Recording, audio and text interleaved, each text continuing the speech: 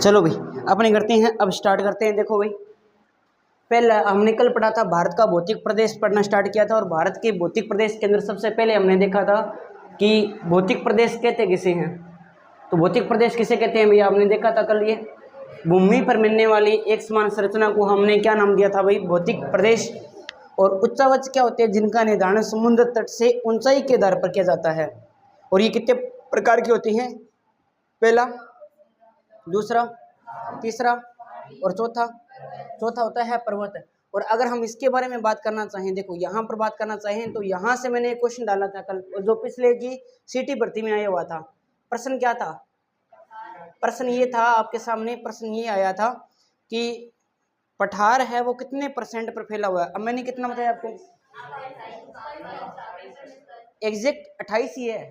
Paper वाले ने 27 दे दिया, हमारी कोई गारंटी नहीं। 18 को 17 भी लिख सकता है, पेपर वाला है वो कुछ भी कर सकता है, लेकिन 28 नहीं है तो आपको क्या करना है, और ये पठार आपका क्या हो जाता, सही हो जाता है ना। और चेन्नई से ये नापा गया है। अगर चेन्नई यानी समुद्र तट से 300 मीटर अगर ऊंचा भाग है तो उसे क्या बोलेंगे, और 300 मीटर से प्लस है तो क्या बोलेंगे, और 2000 मीटर तक ऊंचा है तो, और 2000 मीटर प्लस है तो उसे क्या बोलेंगे, पर्वत बोलेंगे। इनका आरोही क्रम मैंने बता दिया था, सबसे ज़्यादा मैदान है, फिर पठार है, फिर पहाड़ी है, फिर पर्वत है। ये 100% अपना कंप्लीट हो गया था। ये हमारे भौतिक प्रदेश थे जो कि हमने बांटे थे, कितने भौतिक प्रदेशों में बांटे थे भारत को, 6 भौतिक प्रदेशों में बांटे थे। 6 के 6 प्रकार आपको यहाँ पे देखने को मिल जाएंगे। फिर आपको हमने देखा था यहाँ पर सबसे पहले इनके नाम भी देखे थे हमने। उत्तर का पर्वतीय प्रदेश, उत्तर का मैदानी भाग, प्रायद्वीपीय है, उत्तर पश्चिमी मरुस्थलीय प्रदेश, तटीय प्रदेश और द्वीपीय समूह है ना। अब हमने इसको बांटा था सबसे पहले कौन से भाग में, पर्वतीय का, उत्तर का पर्वतीय प्रदेश। और उत्तर का पर्वतीय प्रदेश हमने कितने भागों में बांटा था इसको, 3 भागों में। सबसे पहला भाग का नाम क्या था, ट्रांस हिमालय।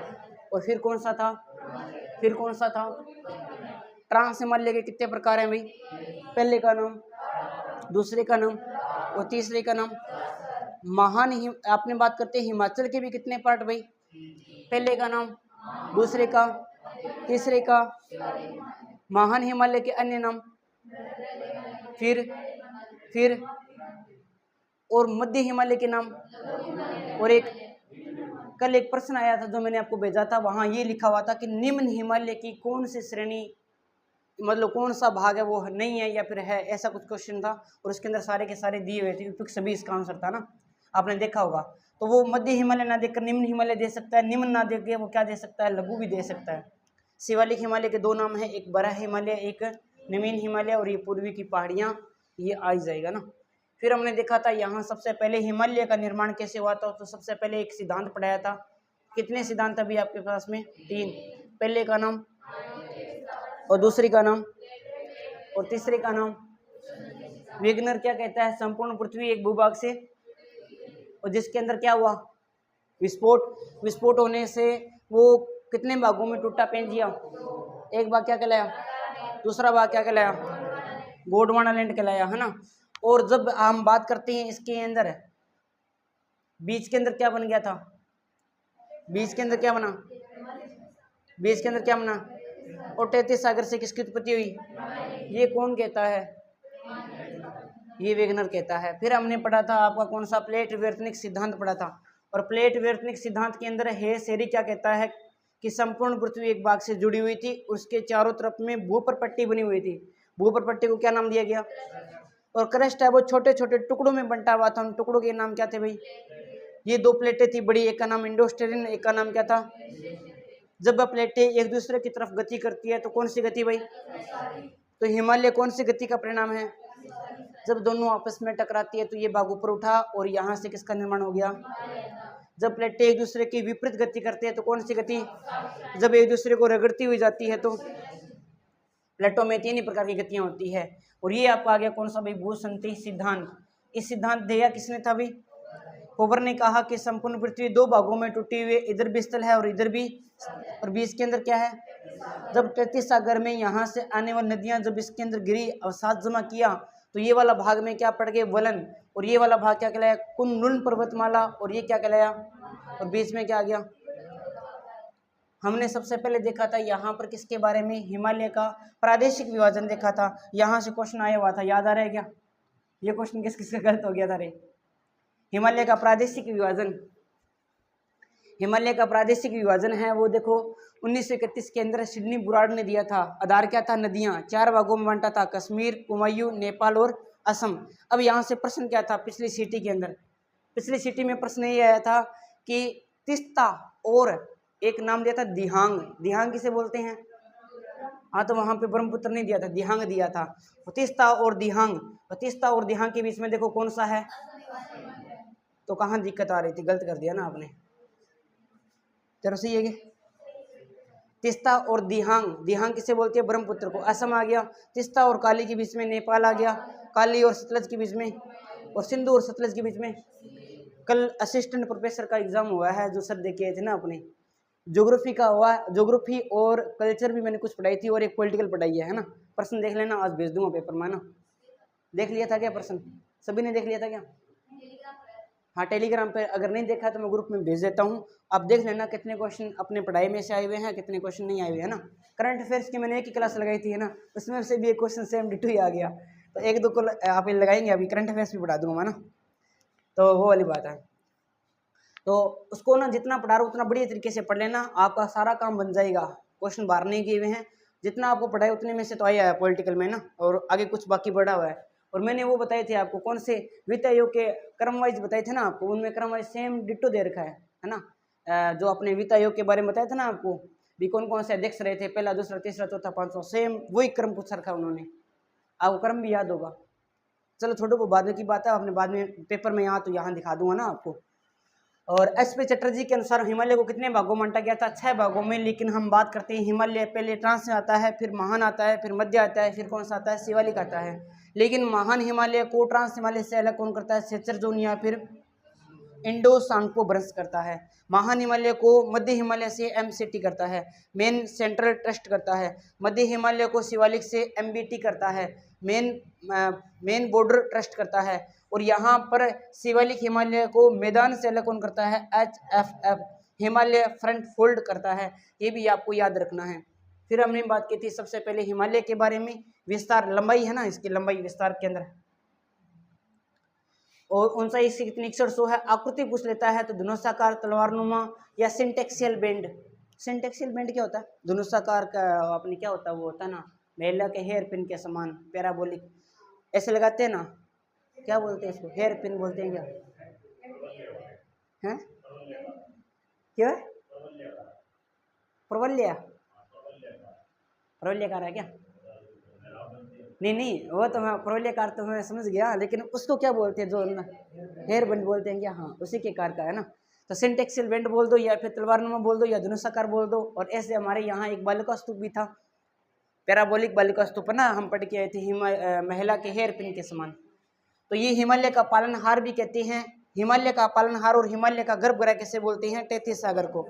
तीनों सिद्धांतों में किसकी उत्पत्ति हुई थी भाई? हिमालय का विस्तार कितना है? 5 लाख वर्ग किलोमीटर में लगभग ये फैला हुआ है टोटल। और अगर हमने बात की थी ये किसके बारे में, सबसे पहली श्रेणी हमने पढ़ी थी, और पहली श्रेणी का नाम क्या था भाई? पहली श्रेणी का नाम था काराकोरम। और काराकोरम के बारे में हमने देखा कि यहाँ पर पाक अधिकृत क्षेत्र पड़ता है, ये चोटी पड़ती है, चोटी का नाम क्या था? K2, भारत की सबसे ऊंची चोटी है। और यहाँ पर भारत का सबसे ऊंचा ग्लेशियर या सबसे बड़ा ग्लेशियर पड़ता है, नाम क्या है? सियाचिन, ठीक है। और यहाँ पर ही विश्व की सबसे ऊंची क्या बनी हुई है? युद्ध भूमि बनी हुई है। और इसको काला पर्वत के नाम से जानते हैं। काले तो कृष्ण जी थे, तो कृष्णगिरी पर्वत के नाम से जानते हैं। ये पामेर के पठार को तिब्बत के पठार से जोड़ता है, इसलिए ऐसे की रीढ़ की हड्डी के नाम से जानते हैं, ध्यान रखना। और यहाँ जो पामेर का जो पठार है, यहाँ से 3 श्रृंखलाएं निकलती है, एक टियान सेन, एक निकलती है कुनलुन, और एक निकलती है हिंदुकुश पर्वतमाला। इसलिए ये एक छत के भांति कार्य कर रहा है, इसलिए पामेर के पठार को द रूफ ऑफ वर्ल्ड के नाम से जानते हैं। ये हमने पढ़ा था। और उसके बाद में ये काराकोरम पूरी श्रेणी हमने यहाँ आपको पूरी डिटेल से बता दी थी, और इसके नोट्स मैंने बनवा दिए थे। ये देखो भी, ये जो भी हमने पढ़ा है पीछे वही है। ऑपरेशन मेघदूत के बारे में याद रख लेना, 1984 में चलाया गया था सियाचिन पर अधिकार करने के लिए, पेपर में आ चुका है इसमें ना। उसके बाद में हमने लद्दाख के बारे में पढ़ा था, तो लद्दाख के बारे में अर्थ क्या होता है इसका? और सबसे ऊंची चोटी का नाम क्या था? राकापोसी। राकेश ने 7 बैठकर 8 क्या खाई थी भाई? 77 88 मीटर, 28 नहीं 88 मीटर। सर्वाधिक तीव्र ढाल वाली चोटी का नाम पूछे तो राकापोसी। और यह तिब्बत के पठार का भाग है, इसलिए इसे क्या बोलते हैं, मिनी तिब्बत के नाम से जानते हैं। भारत का सबसे ऊंचा पठार लद्दाख का पठार, भारत का सबसे बड़ा पठार दक्कन का पठार। प्रमुख घाटियां पूछे तो निब्रा घाटी, सेचरगेप घाटी और पुंगा घाटी। आपको बताना निब्रा नदी का उद्गम कहां से होता है, निब्रा नदी का उद्गम कहां से होता है? हाँ, सियाचिन से होता है। सियाचिन कौन से भाग का है, कौन सी श्रेणी है? पौराणिक काराकोरम। काराकोरम किसका भाग है? ट्रांस हिमालय का भाग है। फिर हमने पढ़ा था जास्कर, और जास्कर में हमने देखा कि सबसे ऊंची चोटी का नाम क्या हो जाएगा भाई, कामेट हो जाएगा। और ऊंचाई कितनी हो जाएगी? लेकिन नंदा देवी की बताओ हमें तो ऊंचाई कितनी है? उत्तराखंड की सबसे ऊंची चोटी का नाम क्या है? नंदा देवी। 78 कितना आ जाएगा भाई? 78-17 आ जाएगी, ध्यान रखना। शेषनाग उबेरीनाग यहाँ पे पड़ती है, ध्यान रखना। जास्कर श्रेणी के अंदर शेषनाग झील से झेलम नदी का उद्गम होता है। झेलम नदी वुलर झील का निर्माण करती है, और वुलर झील भारत की सबसे बड़ी क्या है भाई?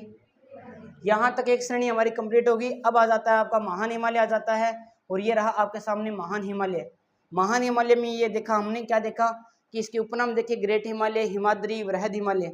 शुरू होता है नंगा पर्वत से, खत्म होता है नामचा पर्वत तक, और आगे अरामाकोमा, ये लगभग म्यांमार तक फैला हुआ है, हमें काम का नहीं है।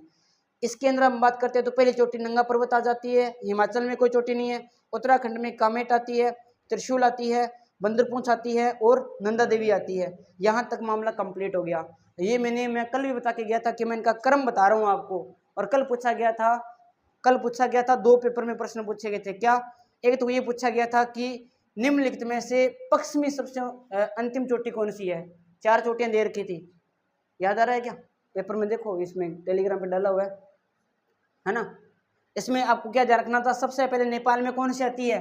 धौलागिरी, फिर कौन सी? अन्नपूर्णा, फिर मैसालू, फिर माउंट एवरेस्ट, फिर मेकालू, फिर गौरीशंकर, फिर कंचनजंगा। अगर हम पश्चिमी की तरफ चलेंगे तो यहाँ पर देखो, ये पूर्व है ना, तो अंतिम चोटी कौन हो जाएगी? धौलागिरी हो जाएगी। तो इसका आंसर धौलागिरी था, जो आपको दे रखा है। ये पूछा था इनमें से।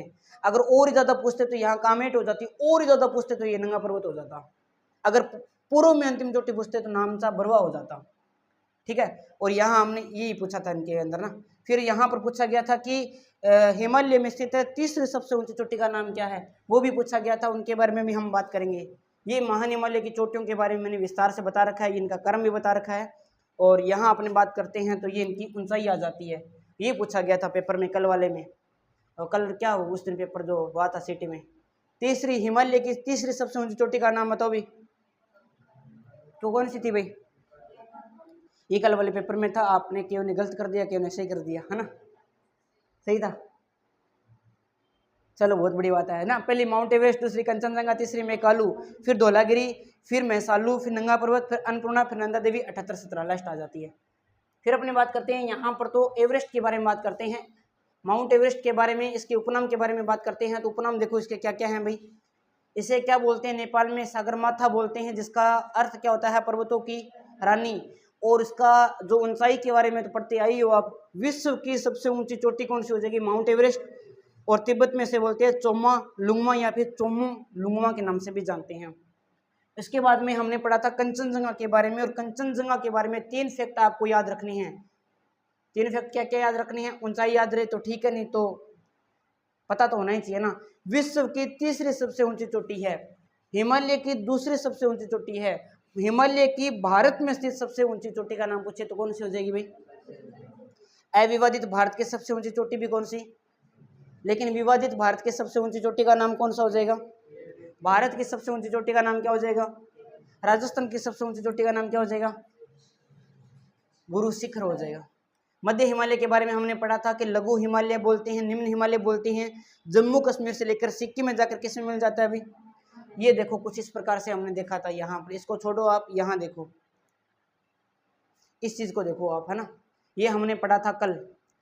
तो यहाँ हमारा ये शुरू कहाँ से हो रहा है? ये पेपर में आया था, ये आया था कि इसमें से कौन सी श्रेणी, ये दे रखा था पीर पंजाल, धौलाधार, एक दे रखा था महाभारत, कि निम्नलिखित में से कौन सा निम्न हिमालय का भाग है, कौन सा नहीं है। तो सारे थे भाई। महाभारत कहाँ कहते हैं? नेपाल में। नागटिब्बा कहाँ कहते हैं? उत्तराखंड में। धौलाधर कहाँ कहते हैं? और इसको पीर पंजाल कहाँ कहते हैं? दोनों के बीच में घाटियां हैं, तो यहाँ महान हिमालय और महान हिमालय और मध्य हिमालय के बीच में घाटी का नाम, और कुल कांगड़ा घाटी जम्मू कश्मीर और हिमाचल के बीच में, उत्तराखंड और हिमाचल के बीच में फूलों की घाटी, इसका दूसरा नाम क्या?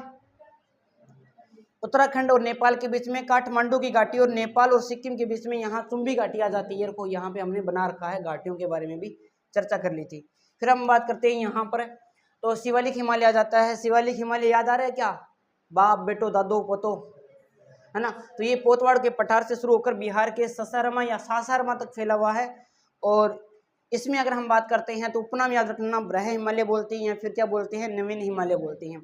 जम्मू कश्मीर में जम्मू की पहाड़ियाँ बोलते हैं, उत्तराखंड में शिवालिक बोलती हैं, लेकिन नेपाल वाला नाम इंपॉर्टेंट है, चूरिया मूरिया की पहाड़ियाँ बोलती हैं शिवालिक की पहाड़ियों को। और यहाँ से घग्गर नदी का उद्गम होता है। अब पूर्वी पहाड़ियों की अगर हम बात करना चाहें तो यहाँ पे देख लो, पूर्वी पहाड़ियों की हमने बात की थी, तो वहाँ पर मणिपुर की पहाड़ियाँ आ जाती है, लामाटोल की पहाड़ियाँ आ जाती है, अरुणाचल प्रदेश की मीरी, मिस्पी, अभाई, डाफला भी आ जाती है ना।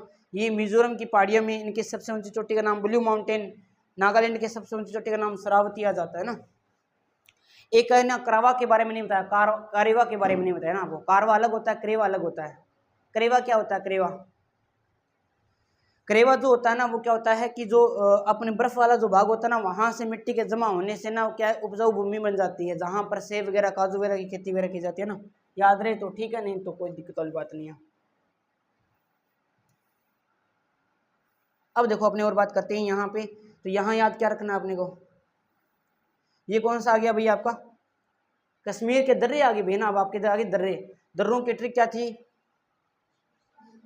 कश्मीरी बाज का पंजा बहुत है, जोशीला है। यहाँ नॉर्मल सी चीजें, ये तो आपको पढ़ना पड़ेगा, कौन सी दुर्ग बनी हुई है, कौन सी सुरंग बनी हुई है।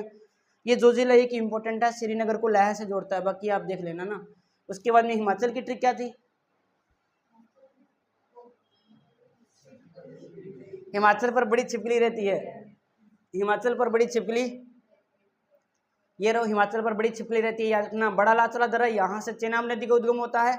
सिपकिला दर्रा से शिमला को तिब्बत से जोड़ता है और सतलज नदी भारत में प्रवेश करती है। रोहतांग दर्रा से रावी नदी का उद्गम होता है, अटल सुरंग बनी हुई है ना। इसके बारे में हमने पढ़ा था यहाँ पर, हिमाचल प्रदेश के बारे में हमने पढ़ा था। सिक्किम के बारे में, सिक्किम की ट्रिक बता दो जल्दी से। सिकंदरनाथ,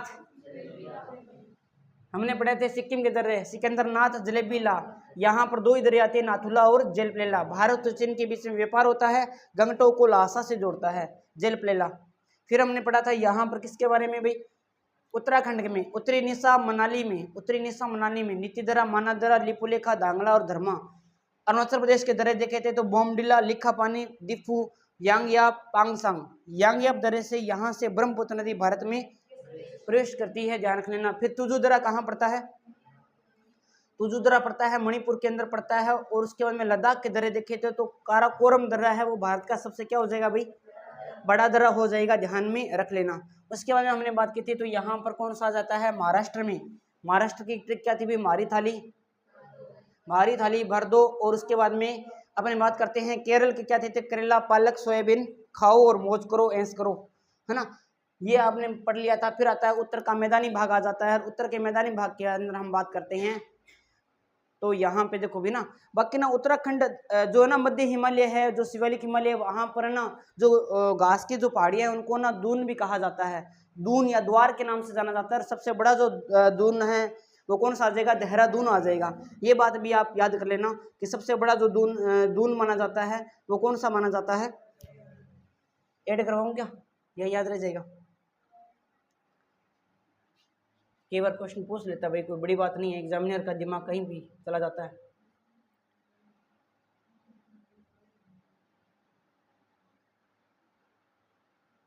मध्य हिमालय के बारे में यहाँ ऐड करवा देता हूँ ना आपको, शिवालिक के बाद में पूर्वी पहाड़ियाँ आ गई, और यहाँ शिवालिक के बाद में यहाँ ऐड करवा देता हूँ। यहाँ आपको एक बात लिखनी होगी, आप तो क्या लिखोगे बाद में लिख लेना। याद रख लेना कि महान हिमालय और सॉरी मध्य हिमालय तथा शिवालिक हिमालय के बीच में शिवालिक हिमालय के बीच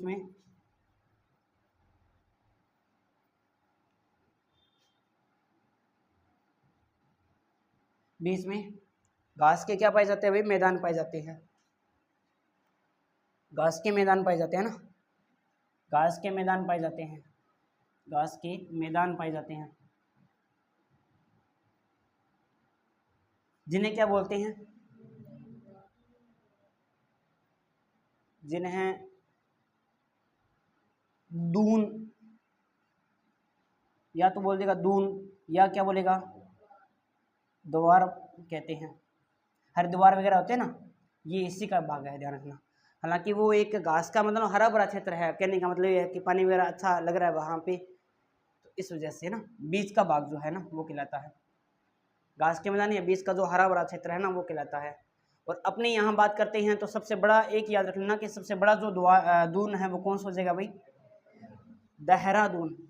देहरादून सबसे बड़ा दून है, सबसे बड़ा दून है,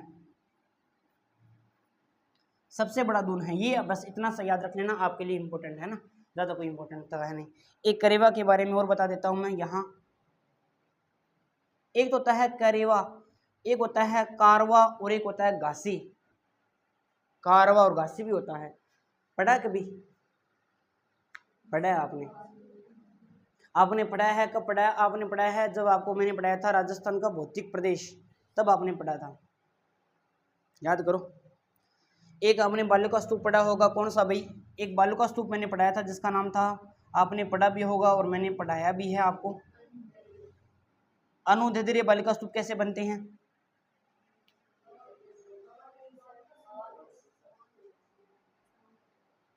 हवा की दिशा के समांतर बनने वाले बालिका स्तूप को क्या बोलते हैं? अनुदैर्ध्य। लेकिन हवा की दिशा के समकोण पर बनने वाले बालिका स्तूप को क्या बोलते हैं? अनुप्रस्थ बोलते हैं।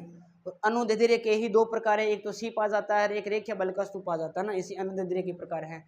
देखो यहाँ पर इस प्रकार से एक बालिका स्तूप बना हुआ है, एक बालिका स्तूप बना हुआ है, ऐसे जब दो अनुदैर्ध्य बालिका स्तूप बने होते हैं उनके बीच में ये जो गहरा जो भाग होता है ना, उसे क्या बोलते हैं? इसे बोलते हैं कारवा, या फिर क्या बोलते हैं? घासी बोलते हैं। इसे कारवा या फिर क्या बोलते हैं? घासी बोलते हैं। ठीक है, याद रख लेना, अगर याद रहे तो, नहीं याद रहे तो धक्को कौन करना भी, है ना।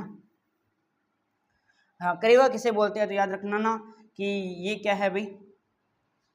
हिमालय में मिलने वाली उपजाऊ भूमि कह सकते हो आप एक प्रकार से। हिमालय में मिलने वाली, हिमालय में मिलने वाली उपजाऊ भूमि, मिलने वाली उपजाऊ भूमि है, इसे क्या बोलते हैं भाई? करेवा बोला जाता है, ध्यान रखने ना। और ये किसके लिए इंपॉर्टेंट है? तो सेब और सेब प्लस में काजू के लिए महत्वपूर्ण है। सेब प्लस में यहाँ पर काजू की खेती है वो सर्वाधिक होती है ना, इसलिए आपको याद रखना है।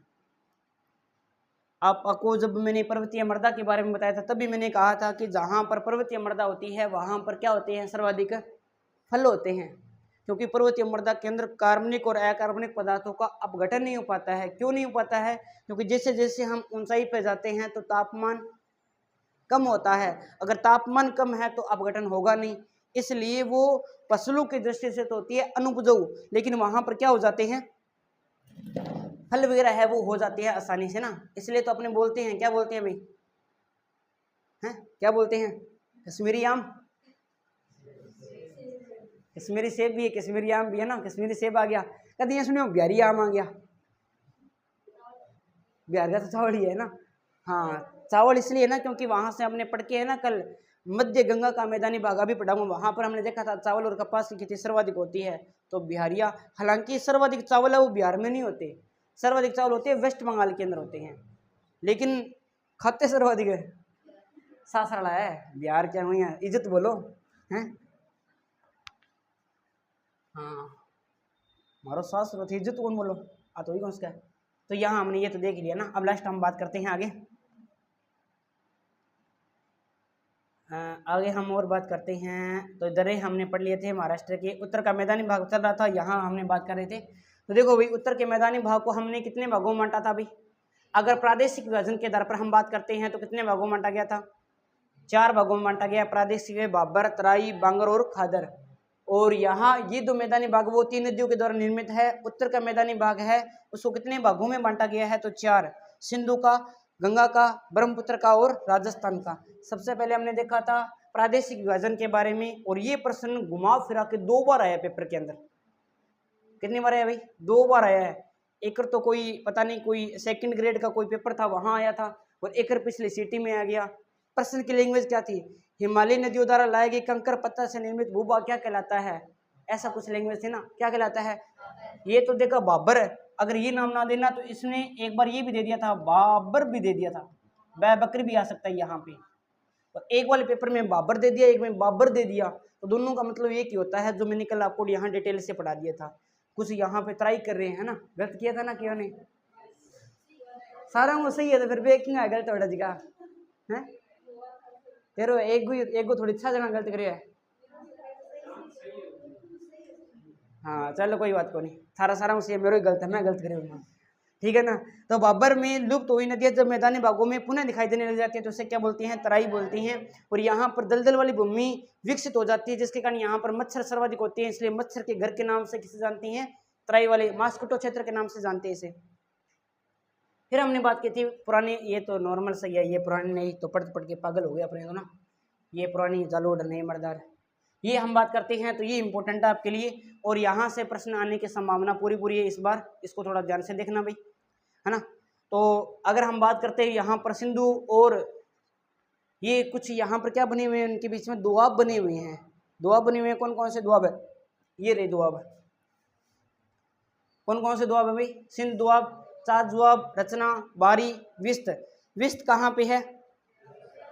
बारी, रचना, चाज और या फिर छाछ दोआब, सिंध दोआब। हाँ लास्ट में ना ये पीडीएफ पढ़नी है आपको और कुछ नहीं करना, जब आपका 2 या 3 दिन रहे पेपर की मात्रा ना। पिछले के जो कल करवाए थे ना उनमें से आपके 10 क्वेश्चन आए हुए, पता नहीं 7 क्वेश्चन आए हुए थे उसमें से, भौतिक प्रदेश में से, है ना। तो ये वाली बात है भाई। तो यहाँ गंगा का जो मैदानी भाग है वो आपको याद रखना है, उत्तरी गंगा का मैदानी भाग, मध्य गंगा का मैदानी भाग, और आपका याद रखना है सबसे महत्वपूर्ण भाग कौन सा होगा इसका, या उपजाऊ भाग कौन सा होगा। देखो यहाँ पर बात करते हैं तो यहाँ यूपी से इलाहाबाद तक फैला हुआ है, इलाहाबाद से फरुक्का तक फैला हुआ है, फरुक्का से फिर ये लगभग डेल्टाई भाग तक फैला हुआ है, आगे जाके डेल्टाई बनाती है। डेल्टा क्या होता है?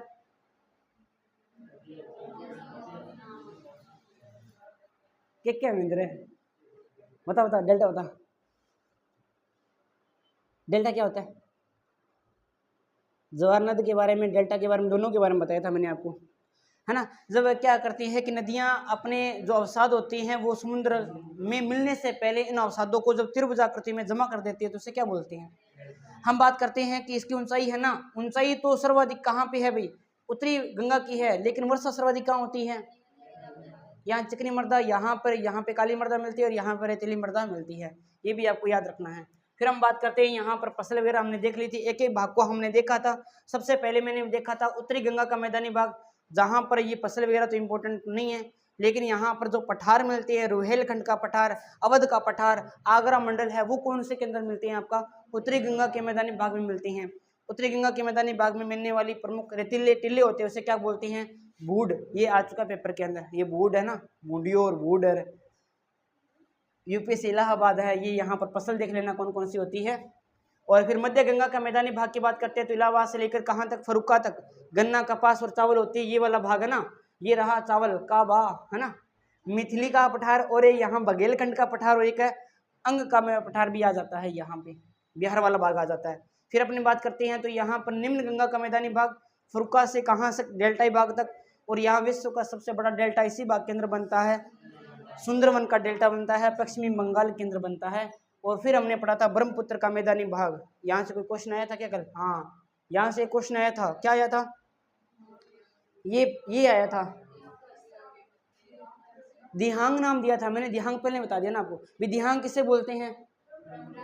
ब्रह्मपुत्र नदी को बोलती हैं। इसकी 2 ही विशेषता याद रखनी है, एक तो क्या यहाँ पर सबसे पहले तेल का कुआं खोजा गया था, और एक सबसे बड़ा क्या बना हुआ है यहाँ पर? नदी द्वीप बना हुआ है, जिसका नाम क्या है भाई? मांजुली द्वीप बना हुआ है। कहाँ पे बना हुआ है? असम के अंदर बना हुआ है। पहला तेल का कुआं कौन सा था? डिगबोई था। कहाँ पे खोदा गया था? तो असम के अंदर खोदा गया था। एक बार थोड़ा सा रिपीट हो जाएगा ना तो आपका बेनिफिट मिल जाएगा थोड़ा सा ना। राजस्थान का मैदानी भाग हम पढ़ने जा रहे थे, यहाँ कुछ नहीं था, यहाँ मुख्य रूप से फैला हुआ है। इसमें भाग में क्या है, अभी खारे पानी की प्रमुख झीलें हैं और कुछ नहीं था। और यहाँ तक हमारा काम हो गया पूरा। अब हम बात करने जा रहे हैं किसके बारे में भी, अब हम पढ़ेंगे, इसको हटा दूं क्या, बताओ भाई, नई पीडी बना दूं क्या, इसको हटा दूं, नहीं जो चीज़ ऐड की है फिर वो, चलो वैसे याद रह जाएगा, तो वीडियो में आप देख लेना ना। इसको मैं हटा देता हूँ ताकि ज़्यादा लंबी ना हो जाए पीडीएफ ना, फिर डाउनलोड नहीं होती। अब मैं आपको लिए अब अपने शुरू करते हैं अपना आज का कार्य। और आज हमारा रहेगा कौन सा भौतिक प्रदेश रहने वाला है भाई, कौन सा रहने वाला है भाई, आज हमारा नंबर 3 रहने वाला है प्रायद्वीपीय का पठारी प्रदेश। जो हम पढ़ेंगे प्रायद्वीपीय का पठारी प्रदेश हम पढ़ने वाले हैं। अब देखो अपने शुरुआत करते हैं आज के क्लास की। प्रायद्वीपीय का पठारी प्रदेश पढ़ने से पहले सबसे पहले तो आपको ये पता होना चाहिए कि प्रायद्वीप किसे कहते हैं। आपको ये पता होना चाहिए कि प्रायद्वीप किसे कहते हैं। प्रायद्वीप किसे कहते हैं, तो तीन ओर से जल से घिरे हुए, हाँ तीन ओर से जो जल से घिरा हो, तीन ओर से, तीन कितना चला दूं, तीन ओर से जल से घिरा हुआ क्षेत्र, जल से घिरा क्षेत्र क्या कहलाता है भाई, प्रायद्वीप कहलाता है। अगर मैं बोल दूं यहां पर आपको दो ओर से जल से घिरा हुआ क्षेत्र क्या कहलाता है, तो कुछ नहीं कहलाता। दो नदियों के बीच का क्षेत्र दोआब कहलाता है, नहीं तो कम मारना था दो, मतलब क्वेश्चन खाली नहीं जाना चाहिए की बताना बड़ा, पर क्वेश्चन खाली नहीं जान देना। चलो बढ़िया बात है भाई। इसको अपने नीचे वाला भाग चाहिए हमें, तो इसको कर लेते हैं अपने थोड़ा सा क्रॉप।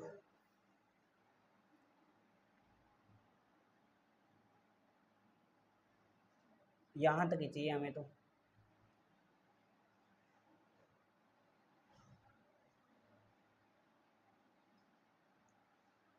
ये जो भाग है ये क्या कहलाता है अभी, ये है प्रायद्वीपीय का पठारी भाग, ये जो हम पढ़ने वाले हैं यहाँ पर। इसके अंदर भी कौन सा भाग, यहां से लेकर ये देखो, यहां से लेकर इस प्रकार से ये जो फैला हुआ है, यहां से लेकर इस प्रकार से, इसकी जो आकृति है वो आकृति कैसी है, एक बार पूछ लिया गया था कि आकृति कैसी है। ये त्रिभुज है क्या, अनियमित त्रिभुजाकार है। अनियमित बोलो, अनियमित का मतलब क्या हो गया, पूरा फिक्स नहीं है, लेकिन लग रहा है कि त्रिभुज। त्रिभुज ऐसा थोड़ा होता है, आधार तो इसका ऊपर चला गया है, ये तो नीचे आ गया। त्रिभुज कैसे बनाते हैं, ऐसा नहीं बनाता क्या है, नहीं नहीं बात तो सही है, लेकिन ये आपको बताना है अनियमित त्रिभुजाकार है इसकी जो आकृति है। तीन ओर से जल से गिरा हुआ है, यहाँ पर भी गिरा हुआ है, नीचे भी गिरा हुआ है, यहाँ भी गिरा हुआ है, ये पूरा का पूरा क्या है, पानी पानी है। अब आपको याद क्या रखना है, सबसे पहले तो आपको ये याद रखना है कि ये अवशेष किसका है, ये किसका अवशेष माना जाता है। अवशेष की बात करते हैं तो अवशेष किसका है, ये किसका अवशेष है, तो यहाँ अवशेष में आपको ध्यान में रखना है ये है गोंडवाना लैंड का अवशेष में। किसका है, गोंडवाना लैंड का अवशेष है, गोंडवाना लैंड का अवशेष है, ध्यान रखना। देखो मैं आपको एक चीज बता रहा हूँ कि जहाँ भी पठार आ जाए, जहाँ भी पठार आ जाए, पहाड़ी आ जाए, पर्वत आ जाए, या फिर कोई भी पठारी भाग आ जाए, कोई भी पठारी भाग दिया हुआ है, कोई भी पहाड़ दिया हुआ है, पर्वत दिया हुआ है ना, कोई भी, या फिर कोई कंकर पत्थर वाला जो भाग दिया हुआ है, ये सारे के सारे अवशेष किसके होंगे भाई, ये अवशेष होगा गोंडवाना लैंड का। बिना सोचे समझे कर देना, आपका सही हो जाएगा, चाहे भारत के संदर्भ में है चाहे राजस्थान के संदर्भ में है।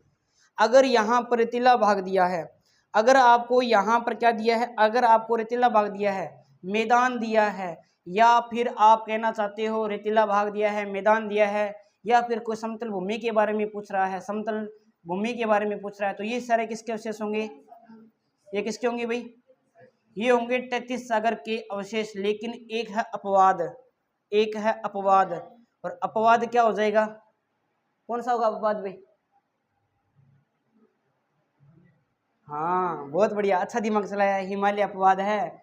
क्योंकि हिमालय किसका अवशेष माना जाता है, हिमालय किसका अवशेष माना जाता है, किसका अवशेष माना जाता है, लेकिन हिमालय के अंदर है क्या, पठार है, पहाड़ी है, पर्वत है ना, इसलिए हिमालय एक अपवाद है। बाकी में आपकी ट्रिक काम कर जाएगी। बाकी में आपकी ट्रिक काम कर जाएगी, बाकी में कोई दिक्कत वाली बात नहीं है। अंगारा लैंड का ना तो अवशेष भारत में मिलता है ना राजस्थान में मिलता है, तो ये वाली ट्रिक आपके लिए काम चल जाएगी। एक हिमालय के बारे में ध्यान रख लेना, बाकी कोई इंपॉर्टेंट है नहीं। अब सुनो अपनी बात करते हैं, यहाँ पर कुछ चीजें और पढ़ते हैं। क्या पढ़ेंगे भाई? यहाँ पर आपको याद रखना है ये गोंडवाना लैंड का अवशेष है, लेकिन सबसे बड़ा भौतिक प्रदेश है। आपके सामने ना एक क्वेश्चन आ रहा है, यहाँ पर क्वेश्चन भी साथ साथ बताता रहूंगा आपको मैं। एक प्रश्न आ गया आपके सामने, यहाँ आगे लिख रहा हूं मैं, पीछे के प्रश्न आज शाम को मैं भेज दूंगा आपको, है ना, तो वो भी कर लेना आप, जैसे टाइम मिले आप करते रहना। आपको ये बताना है कि भारत का सबसे बड़ा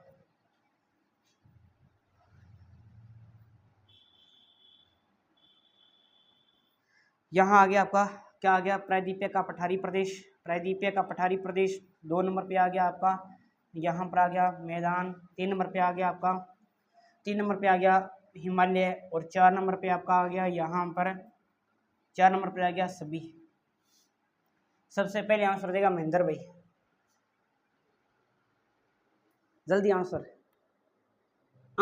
बदलना है, कोई दिक्कत नहीं है। ABCD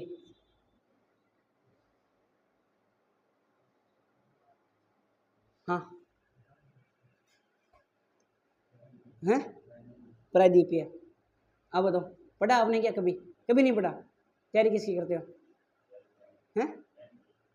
bank? अच्छा, बैंक में तो आता है ना, हाँ जी जाके आता है। हाँ बताओ भाई, प्रायद्वीप धान, हाँ प्रायद्वीप, प्रायद्वीप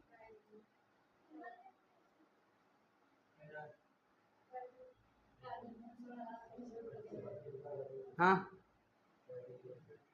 अरे उच्चावच के बारे में पूछ रहा है। उच्चावच क्या होता है प्रायद्वीप? यो हर मैं भी तो बता रही हूँ, हैं? ये यहाँ क्वेश्चन की लैंग्वेज नहीं समझ रहे आप, हैं? मेरी बात सुनो, उच्चावच के अंदर ये प्रायद्वीप आता है क्या? कौन आता है? मैदान कितने % पे है? अगर पूछा जाए भारत का सबसे बड़ा भौतिक प्रदेश कौन सा है, तब क्या बताओगे? प्रश्न ही नहीं देखा, है ना? भी मैं प्रश्न पूछ रहा हूँ तो थोड़ा सा लॉजिक वाला ही पूछ रहा हूँ ना, ऐसे गलती मत करो ना। प्रश्न को पढ़ो ढंग से, प्रश्न को पढ़ो ढंग से, कहना क्या चाहता है ये। चलो आगे हम और बात करते हैं, इसके बारे में हम और पढ़ रहे हैं। अब ये गोंडवाना लैंड का अवशेष है, सबसे बड़ा भौतिक प्रदेश है, तो कितने वर्ग किलोमीटर, कितने लाख वर्ग किलोमीटर में फैला हुआ? अभी लगभग कितने में फैला हुआ? अभी हाँ 16 लाख वर्ग किलोमीटर के अंदर ये फैला हुआ है। हिमालय फैला हुआ है 5 लाख वर्ग किलोमीटर में फैला हुआ है। उत्तर का मैदानी भाग लगभग 3.5 लाख वर्ग किलोमीटर के अंदर फैला हुआ है। तो ये 16 लाख, अपनी बात करते हैं ना, जैसे अपनी बात करते हैं भारत का क्षेत्रफल कितना है? भारत का क्षेत्रफल है 3,32,239 वर्ग किलोमीटर का, 16 लाख कौन फैला हुआ है भाई?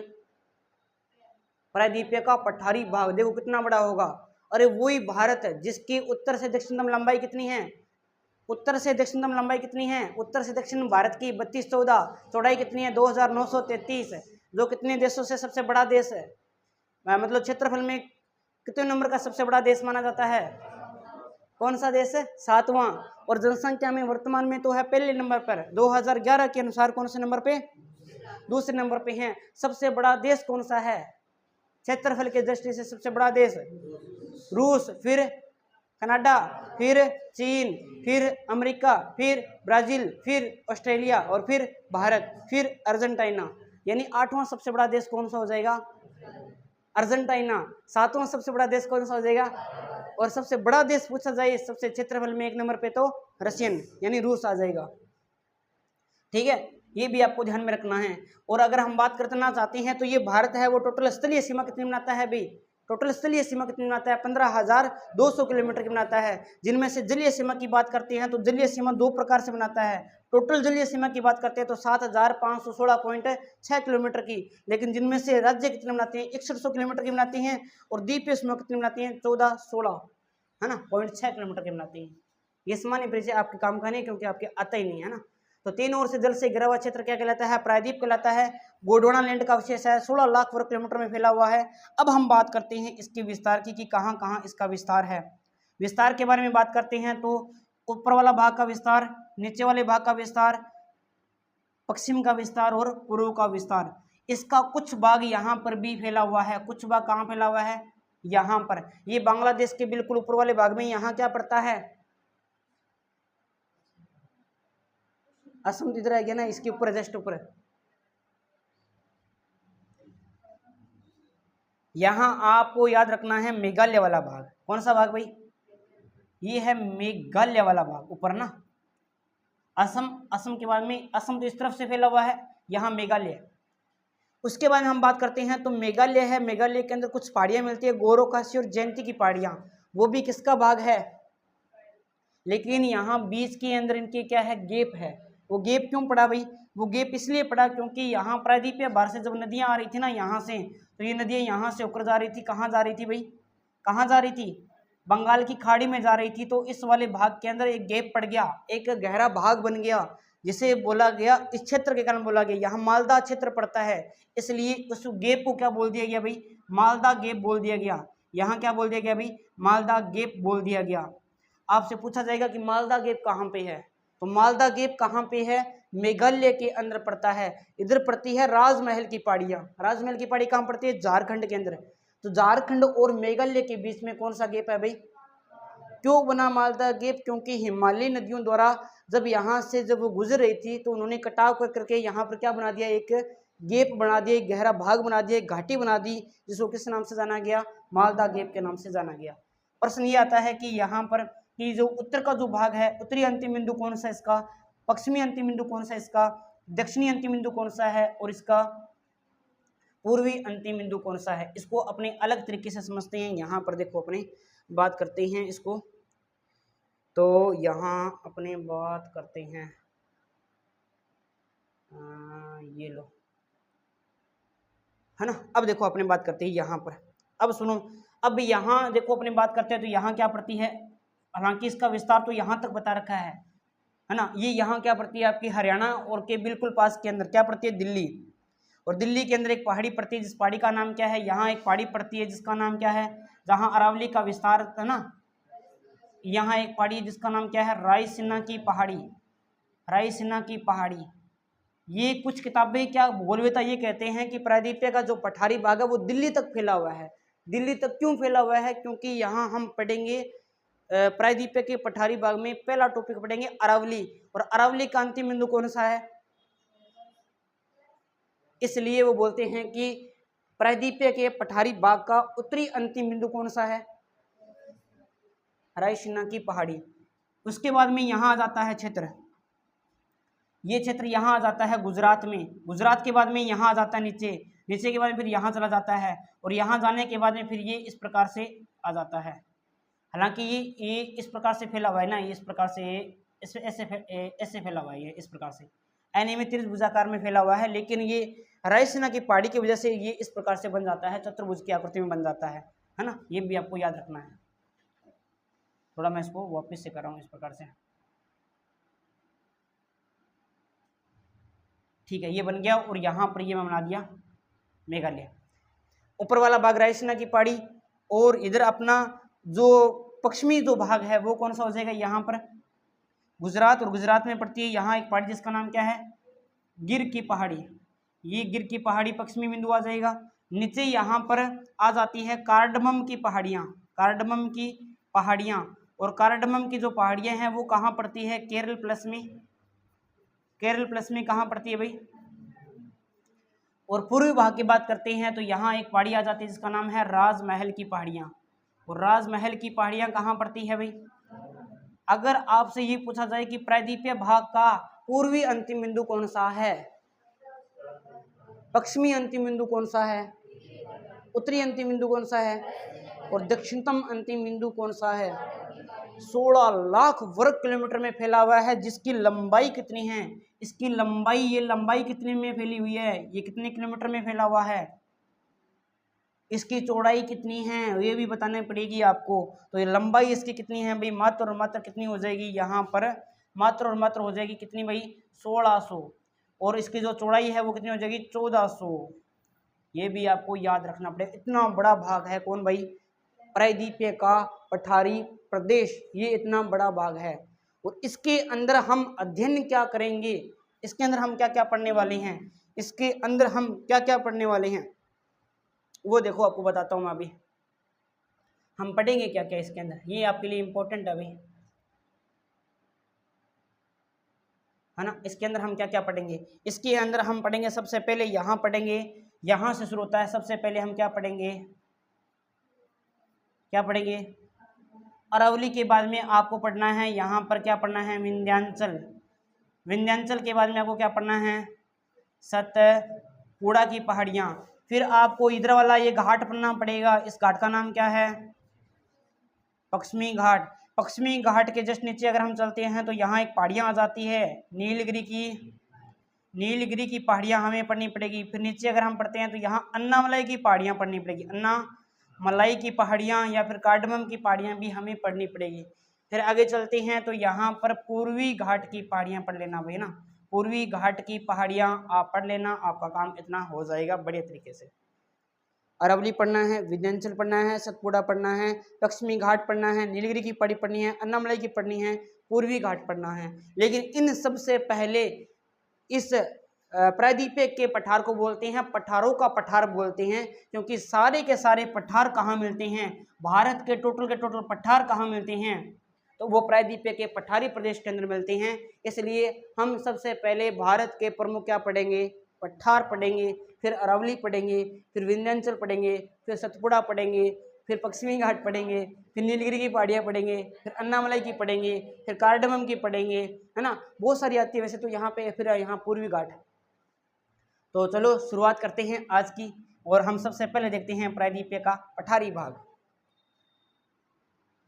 ये आ गया आपका प्रायद्वीपीय का पठारी भाग। हाँ स्पीड ज़्यादा तो नहीं है, बता दिया।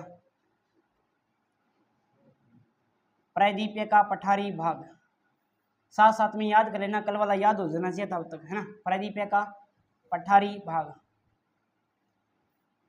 अगर आपका भौतिक प्रदेश और नदियां टॉपिक हो गया ना तो फिर आपके लिए मौजा ही मौजा है क्या, फिर तो छोटा छोटा काम रहसी, बिल्कुल ही छोटा छोटा।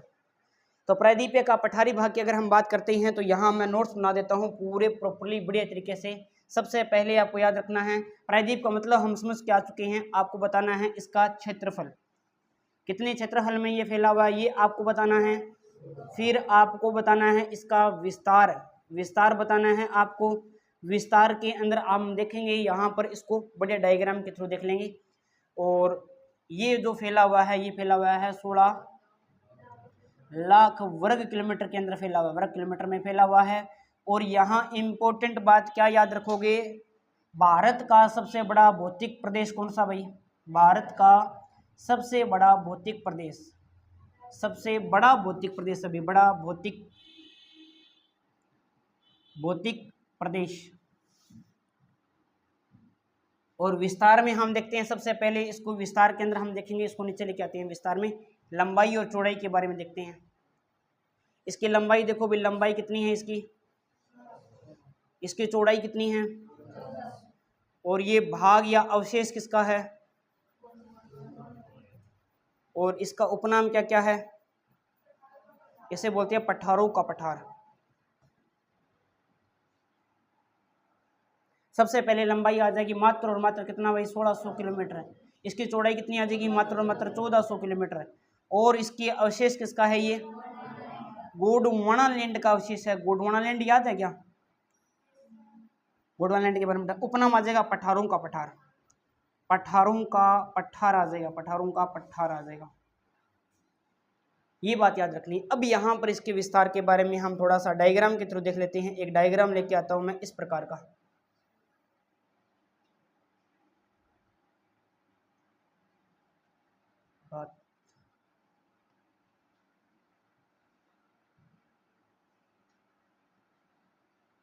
अब देखो अपनी बात करेंगे तो पूरी करेंगे डिटेल से।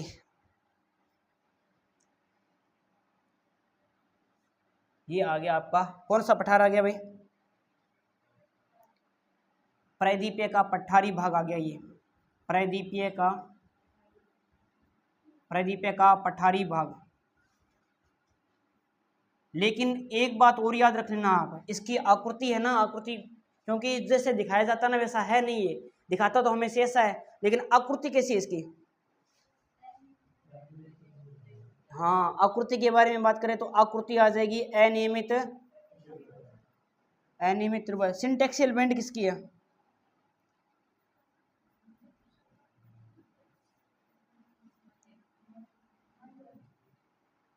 हिमालय के बारे में तो पढ़ा है, बाकी तो किसी आकृति बताई नहीं अभी तक है।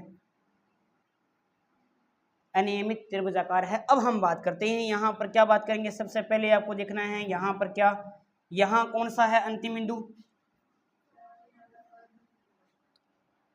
या तो कौन सी आ जाएगी, या तो आ जाएगी कार्डमम की पहाड़ियाँ, और कार्डमम को हिंदी में क्या बोलते हैं, इलायची, बड़ी वाली इलायची, इलायची की पहाड़ियाँ, इलायची की पहाड़ियाँ, बड़ी वाली इलायची होती है ना, वो यहाँ सर्वाधिक होती है। और यहाँ अगर हम बात करना चाहूँ इधर वाले भाग के अंदर, तो इधर वाले भाग को किस नाम से जानेंगे भाई, यहाँ क्या है, राजमहल की पहाड़ियाँ, यहाँ क्या है, राजमहल की, राजमहल की पहाड़ियाँ, राजमहल की पहाड़ियाँ। और अगर मैं बात करना चाहूँ ये है कहाँ पे, तो आपको पता चल गया, झारखंड के अंदर है राजमहल की पहाड़ियाँ। फिर मैं ऊपर वाले भाग की बात करना चाहूँ तो ये तो आप सभी को पता ही है, रायसीना की पहाड़ी, और यहाँ पर क्या बना हुआ है, रायसीना की पहाड़ी के पास में यहाँ बना हुआ है राष्ट्रपति भवन बना हुआ है। क्या बना हुआ है, राष्ट्रपति, ये राष्ट्रपति भवन बना हुआ है। यहाँ लास्ट की बात करता हूँ तो यहाँ पे ये आ जाता है, ये वाला भाग आ जाता है, यहाँ पहाड़ी आती है कौन सी भी, गिर की पहाड़ी। और गिर की जो पहाड़ी है वो पहाड़ी कहाँ पड़ती है आपकी, ये पड़ती है गुजरात के अंदर पड़ती है, ये गुजरात के अंदर पड़ती है ना, ये गुजरात के अंदर है। ये रायसीना की पहाड़ी दिल्ली में है, राजमहल की पहाड़ी। एक छोटी सी बात और करते हैं, यहाँ पर अपने क्या बात करेंगे, मालदा गेप के बारे में बात करेंगे, जहाँ से प्रश्न आने की संभावना है।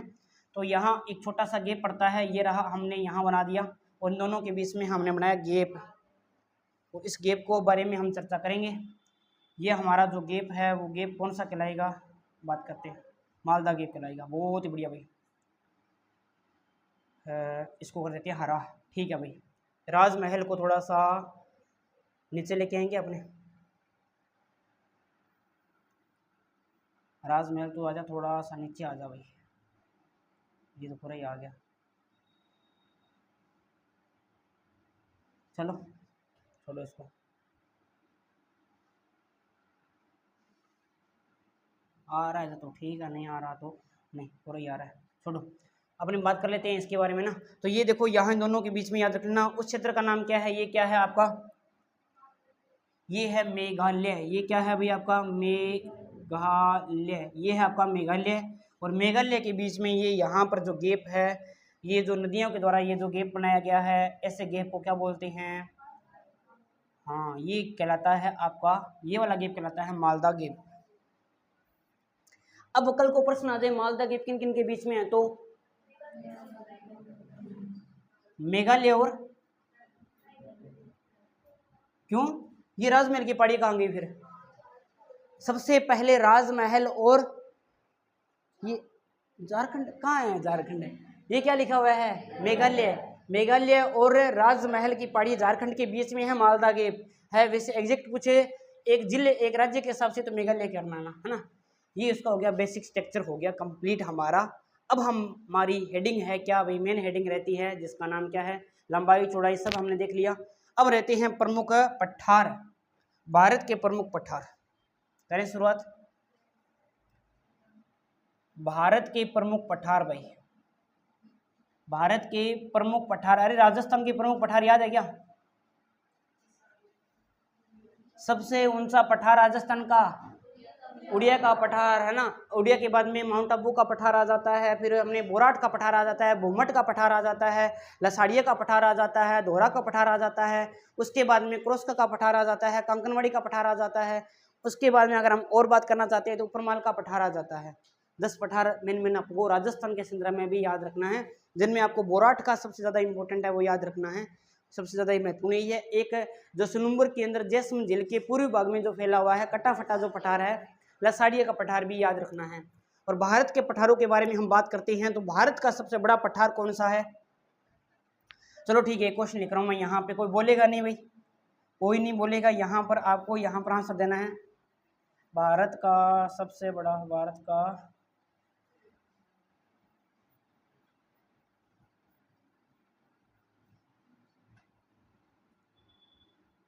आवाज नहीं करनी ना कोई, कोई गुपचुप करनी ना, कुछ भी नहीं करनी भाई।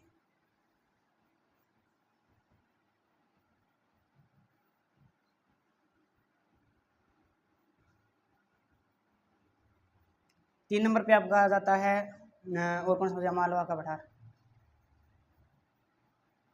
और चौथा आ जाता है आपका उड़िया का पठार। सबसे पहले बताइएगा नवनीत कुमार भाई,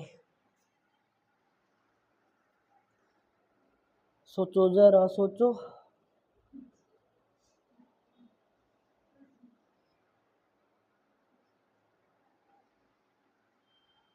पन्ने किया ना यार, बोतल में ना, सोचो भाई, तो टाइम थोड़ी है। हाँ भाई महेंद्र, लद्दाख है। हाँ महेंद्र, उड़िया का पठार है। ठीक है भाई, ठीक है। हाँ तुम बता भाई, बता। हाँ भाई तू बता। मालवा का पठार है। हाँ भाई थे तो कौन दो, हाँ भैया गए थे, बताओ भाई क्या नाम बता रहा हो। जेपी, थारो क्या नाम है, मदन, ठीक है। हाँ जेपी जी थे, बताओ आपने। लद्दाख, लद्दाख को पठार क्यों उसका है। हाँ भैया गए, अरे रुक तो भाई। हाँ ये नहीं, एक बताओ फिर दे। हाँ हाँ हाँ, अच्छा तो बता ही दियो। हाँ महेंद्र, हाँ अरे तू आवे के, हाँ बता दिए क्या, कौन सा बताया था। भारत का सबसे ऊंचा पठार है, वीडियो मेंस के अंदर आ चुका है, मैंने पहले ही बताया था लद्दाख का पठार है। मैंने कल भी बताया था आपको कि वीडियो मेंस के अंदर आ चुका है प्रश्न, ये है लद्दाख का पठार है। भारत का सबसे ऊंचा पठार पूछे लद्दाख का पठार, भारत का सबसे बड़ा पठार पूछे तो कौन सा पठार भाई। इन दोनों का तो कोई रोल ही नहीं है, राजस्थान का ये तो।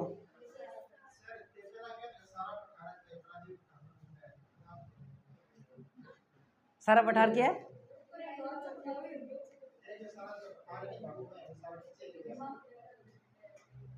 हाँ तो पठार तो नीचे रह गया,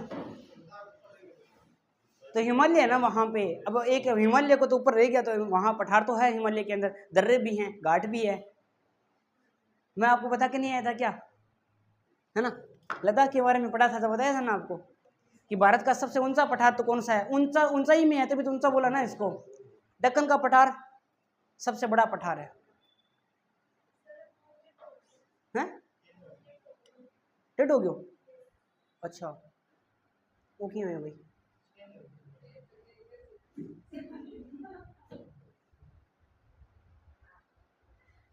लो भाई कोई बात नहीं। हाँ भाई चलें आगे क्या, चलते हैं।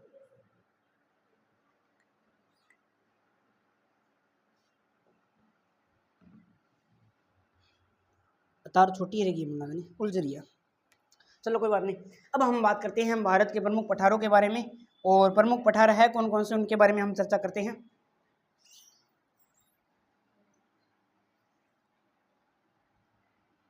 सबसे पहले पठार कौन सा पढ़ाऊं भाई, चलो पढ़ाना तो सारी है, लगा दिया नंबर।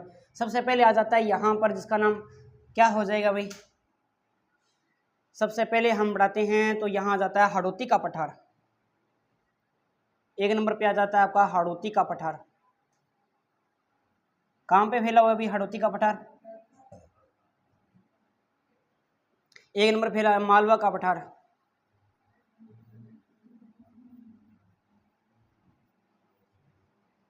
तीन नंबर पे आ जाता है बुंदेलखंड का पठार, बुंदेलखंड का पठार। बतंतर है बस थे, बघेलखंड का पठार।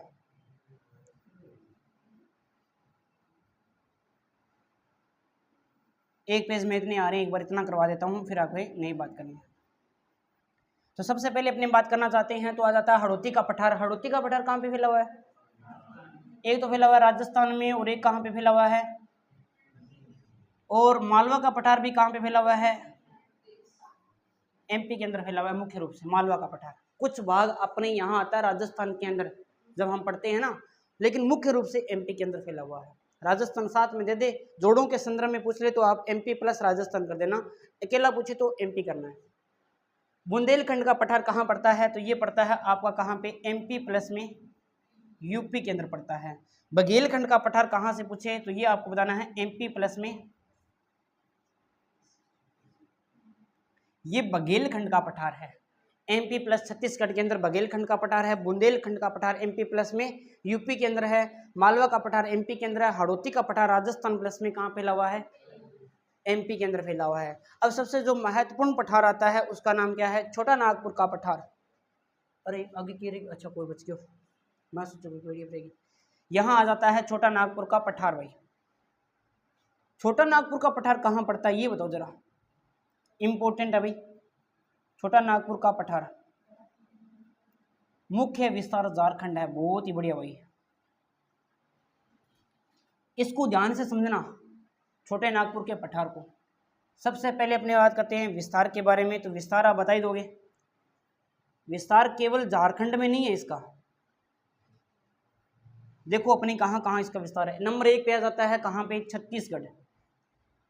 छत्तीसगढ़ से शुरू होता है, छत्तीसगढ़ के बाद में कहाँ जाता है, झारखंड है, और झारखंड के बाद में आपनो जो शास्त्र अभी वो दक्षिणी भाग है, दक्षिणी बिहार है, दक्षिणी बिहार है, और दक्षिणी बिहार के बाद में आपका क्या आ जाएगा भाई, दक्षिणी बिहार।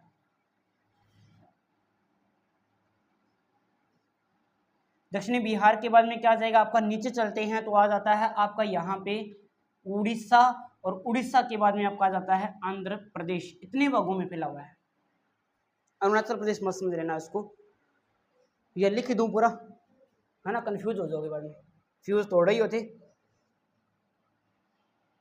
हाँ लिख देता हूँ, पूरा लिख देता हूँ ना, कई बार समझ नहीं लगता, वापस पढ़ते हो ना। आंध्र प्रदेश,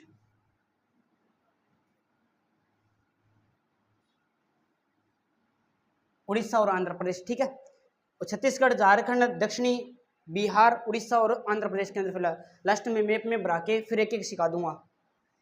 बात करते हैं इसके बारे में, ये तो हो गया इसका विस्तार।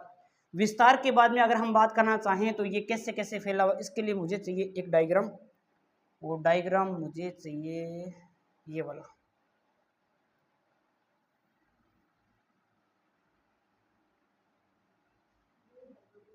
हैं क्या हो गया,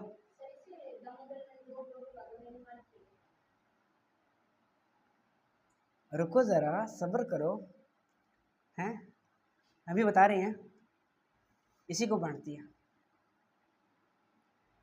ये पठार कौन सा है अभी आपका, छोटा नागपुर का पठार। ये है छोटा नागपुर का पठार, कितने भागों में फैला हुआ है, कितने भागों में फैला हुआ है, छत्तीसगढ़, झारखंड, दक्षिणी बिहार, उड़ीसा और आंध्र प्रदेश के अंदर फैला हुआ है। और यहाँ से निकलती है एक नदी, नदी का नाम बताओ। यहाँ से निकलती है एक नदी, निकलती है, इस नदी की बात करते हैं तो यहाँ से निकलती है, ये देखो हमने भी निकाल दी, और इसके पठार को 2 समान भागों में विभाजित कर देती है। इस नदी का नाम बताओ भाई, बहुत बढ़िया, दामोदर नदी है। इसका नाम क्या है, दामोदर नदी। आपको वहाँ जी के करवा दिया क्या, भारत वाला जी के नहीं करवाया क्या, अच्छा राजेश जाता है क्या, चलो बहुत ही बढ़िया बात है। फिर तो यहाँ अपने बात करते हैं तो इसको लिख देते हैं इस वाले पे, है ना। इस नदी का नाम क्या है, इस नदी का नाम है दामोदर नदी भाई, दामोदर नदी, इस नदी का नाम है दामोदर नदी, है ना। बिना पढ़े बापड़ा, ये देखो शांत, देखो बटाऊ सब बैठे आराम हुए, तो दामोदर नदी है ना, जिसको पता तभी बोलता है। दामोदर नदी है वो क्या करती है, इसके कौन से छोटे नागपुर के पठार को 2 समान भागों में विभाजित करती है। ऊपर वाला भाग है वो कहलाता है हजारीबाग, ये कहलाता है आपका हजारीबाग, ये कहलाता है हजारीबाग का पठार, हजारीबाग का पठार। और ये जो नीचे वाला जो भाग है वो कहलाता है आपका रांची का पठार, ये कहलाता है आपका रांची का पठार, ये रांची का पठार आ गया, ठीक है भाई। और यहाँ आ जाती है आपकी पहाड़ियाँ, कुछ छोटी छोटी यहाँ पर पहाड़ियाँ आ जाती है। पहाड़ियाँ मैं बना देता हूँ, यहाँ पर छोटी छोटी पहाड़ियाँ, ये देखो भी छोटी छोटी पहाड़ियाँ आ गई, एक पहाड़ी ये आ गई, एक पहाड़ी ये आ गई, और एक पहाड़ी ये आ गई यहाँ पे। इन पहाड़ियों को क्या बोलते हैं, इन्हें बोलते हैं पार्श्वनाथ की पहाड़ियाँ। इन्हें क्या बोलते हैं भाई, इन्हें बोलते हैं पार्श्वनाथ की पहाड़ियाँ बोलते हैं। और ये भी कहाँ पे है, झारखंड के अंदर। वो बड़ा हो गया, इससे छोटा होगा ना। हाँ तो यहाँ पर ये जो पहाड़ियाँ हैं इनका नाम क्या हो जाएगा, यहाँ पर इनका नाम यहाँ लिख देता हूँ ना अंदर, ये है पारसनाथ की पहाड़ी, नहीं गलत हो जाएगा, बाहर लिखे इनको। पारसनाथ की पहाड़ी, पारसनाथ की पहाड़ी, ठीक है भाई। तो अब प्रश्न क्या आता है, हजारीबाग का पठार, रांची का पठार और ये दो भागों को बांटने वाली दामोदर नदी। अब हुआ क्या था यहाँ पे, हुआ ये कि यहाँ पर ना एक क्या है कि नीचे वाले भाग के अंदर यहाँ मिलता है बहुत बड़ी मात्रा में, बहुत बड़ी मात्रा में मिलता है कोयला। क्या मिलता है भाई, यहाँ मिलता है कोयला। और कोयला मिलने के कारण इस रांची के पठार को बोलते हैं भारत का, इसे क्या बोलते हैं, भारत का रूर क्षेत्र बोलते हैं। गुरुजी ये क्यों व्याधि है, अब व्याधि बहुत ही मोटी है, इन आप बताओ। इसे क्या बोलते हैं, भारत का रूर क्षेत्र बोलते हैं। किसे बोलते हैं, रांची के पठार को। क्यों बोलते हैं, क्योंकि यहाँ क्या मिलता है, यहाँ मिलता है, यहाँ मिलता है कोयला। ये क्या मिलते हैं, कोयले के भंडार, कोयले के क्या मिलते हैं भाई, भंडार मिलते हैं सर। तो फिर कोयले के भंडार मिलते हैं तो रूर क्षेत्र का मतलब क्या हुआ, तो वो भी हम देख लेते हैं। रूर क्षेत्र की कहानी है कि यहाँ पर बात करते हैं तो ये एक नदी जा रही है, एक नदी जा रही है। और ये नदी कहाँ जा रही है, ये नदी जा रही है आपकी कहाँ पे, एक देश है जिसका नाम क्या है, और इस नदी का जो नाम है वो नदी का नाम क्या है, क्या नाम है भाई। इस राई नदी के किनारे पे क्या मिलते हैं, यहाँ पर आसपास में खूब क्या मिलता है भाई, कोयला मिलता है। क्या मिलता है भाई, इस नदी के आसपास में यहाँ पर खूब कोयला मिलता है, खूब कोयला मिलता है। इसलिए ये जो क्षेत्र है, ये क्षेत्र क्या कहलाता है, यहाँ पे रूर क्षेत्र कहलाता है। ठीक उसी प्रकार दामोदर नदी के बिल्कुल पास के अंदर, भारत के अंदर खूब कोयला मिलता है, इसलिए इसे भारत का क्या बोला जाता है। लेकिन हालांकि रियल में कहाँ है रूर क्षेत्र, जर्मनी में राइन नदी के पास में फैला हुआ है। क्या याद रह जाएगा क्या भाई, है ना। छोटा नागपुर का पठार कहाँ कहाँ फैला हुआ है, कौन कौन सी नदी इसको विभाजित करती है। संस्कृत विभाग के साहित्यक पेपर मैंने देखा था बहुत टाइम पहले, तो वहाँ कुछ ऐसे कुछ बताया हुआ था। बाकी मैं देखता हूँ आज और आरपीसी की साइड पे चेक करता हूँ कौन कौन से प्रश्न आए हुए हैं, तो वो मैं आपको और डाल दूंगा ना। तो ये हजारीबाग का पठार, रांची का पठार, दो भाग, दामोदर नदी। आगे चलें भाई, छोटा नागपुर का पठार हो गया कंप्लीट। आगे चलते हैं तो आगे आ जाता है आपका कौन सा पठार आ जाता है अभी, आगे हम पढ़ते हैं तो आ जाता है दक्कन का पठार। ये सबसे ज्यादा इंपॉर्टेंट है, दक्कन का पठार में, दक्कन का पठार। सबसे पहले तो ये बताओ कि दक्कन का पठार है कहाँ पे फैला हुआ, दक्कन का पठार कहाँ पे फैला हुआ है, दक्कन का पठार है वो कहाँ पे फैला हुआ है। विस्तार के बारे में बात करते हैं तो ये फैला हुआ है दो जगह पे फैला हुआ है। विस्तार के बारे में बात कर लेते हैं, इसको बांट ले है ना। हाँ, विस्तार के बारे में हम बात करते हैं तो विस्तार इसका है, एक तो है महाराष्ट्र के अंदर और एक आपका आ जाएगा कर्नाटक के अंदर। महाराष्ट्र प्लस में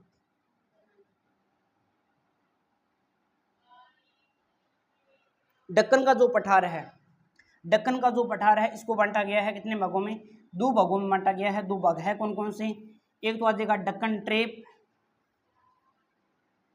और एक दक्कन का पठार। एक तो आ जाता है दक्कन ट्रेप,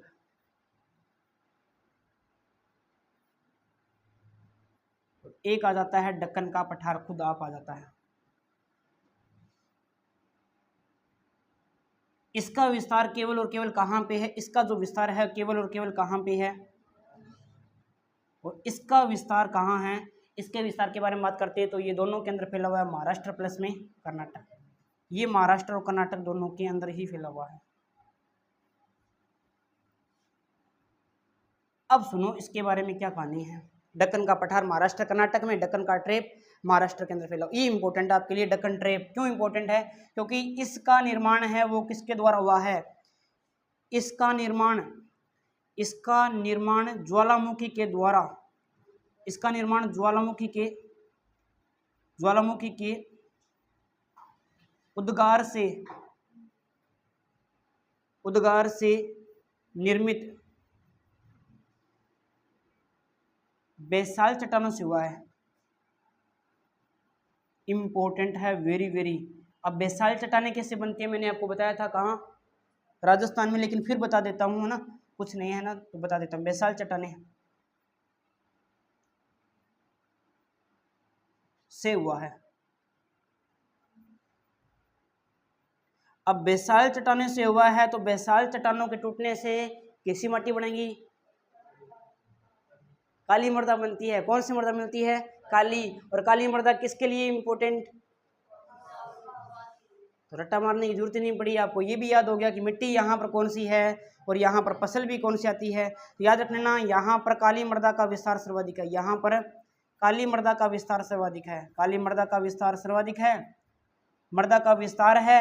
अगर काली मृदा है तो यहाँ पर फसल भी कौन सी होती है, तो मैं लिख देता हूँ यहाँ पर कैपास। एक बात और याद रख लेना कि ये जो वाला भाग है वो ज्वालामुखी के उद्गार से निर्मित हुआ है, तो नीचे से क्या निकलेगा भाई? खनिज निकलेगा। तो ये खनिजों की दृष्टि से बहुत महत्वपूर्ण भाग है, खनिजों की प्रधानता पाई जाती है इस वाले भाग में, इंपॉर्टेंट है। खनिजों की दृष्टि से कौन सा पठार महत्वपूर्ण है? पेपर में प्रश्न आ चुका है, दक्कन का पठार खनिजों की दृष्टि से महत्वपूर्ण पठार है। ये खनिजों की दृष्टि से, खनिजों की दृष्टि से महत्वपूर्ण पठार है, ये खनिजों की दृष्टि से महत्वपूर्ण पठार है, महत्वपूर्ण पठार है। ये प्रश्न आ चुका है पेपर में कि कौन सा पठार महत्वपूर्ण है खनिजों की दृष्टि से, तो नाम क्या आ जाएगा? दक्कन का पठार। और दक्कन के पठार में भी कौन सा? दक्कन ट्रेप, जो कहाँ फैला हुआ है? महाराष्ट्र के अंदर फैला हुआ है, ये महाराष्ट्र के अंदर फैला हुआ पूरा पूरा। 3 बात इसकी याद रखनी है, इसकी कोई बात याद नहीं रखनी है। दक्कन का जो पठार है महाराष्ट्र कर्नाटक में फैला हुआ है। और एक बात याद रख लेना कि भारत का सबसे बड़ा पठार कौन सा है? यहाँ लिख रहा हूँ मैं, भारत का सबसे बड़ा पठार। तो कौन से पेन से? इस पेन से लिखते हैं, भारत, इस पेन से लिख दिया। भारत का सबसे बड़ा, इंपॉर्टेंट है, भारत का सबसे बड़ा पठार, सबसे बड़ा पठार दक्कन का पठार।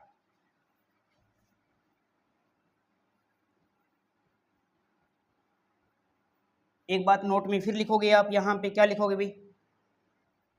क्या लिखोगे? भारत का सबसे ऊंचा पठार। हाँ, अब काम पक्का हो गया भाई, भारत का सबसे ऊंचा पठार भी ये पढ़ोगे तो ये भी पढ़ लोगे तो दोनों काम बन जाएंगे। सबसे ऊंचा पठार, तो ये आ जाएगा आपका लद्दाख का पठार। काम सारी बातों को, लद्दाख का पठार, ये लो जी, लद्दाख का पठार हो गया कंप्लीट। अब बात आई थी यहाँ पर किसकी? बेसाल्ट चट्टानों की, कि ये जो है वो ज्वालामुखी के उद्गार से निर्मित बेसाल्ट चट्टानों से हुआ है।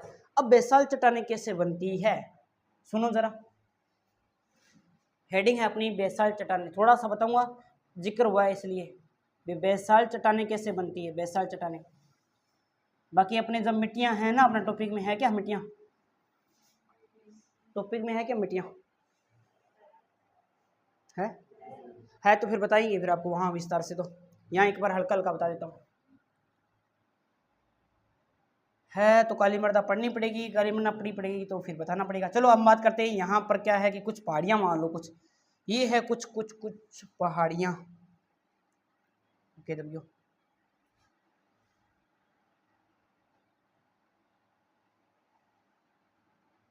हाँ अब देखो कुछ पहाड़ियाँ लेके आते हैं अपने यहाँ पर।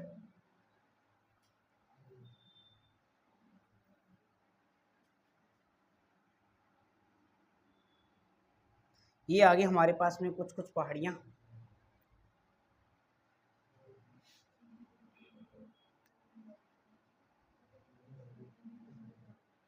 क्या हो गया? बातें मत करो बेना,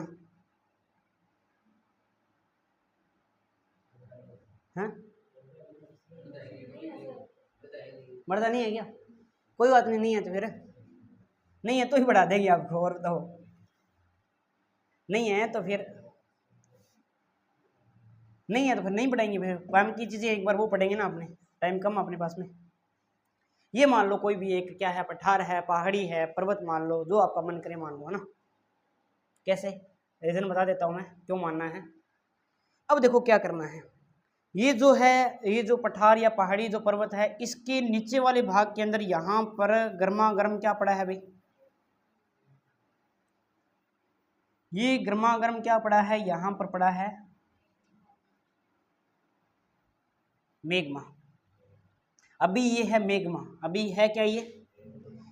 जब बाहर आएगा तो क्या बन जाएगा? ये है मेग्मा।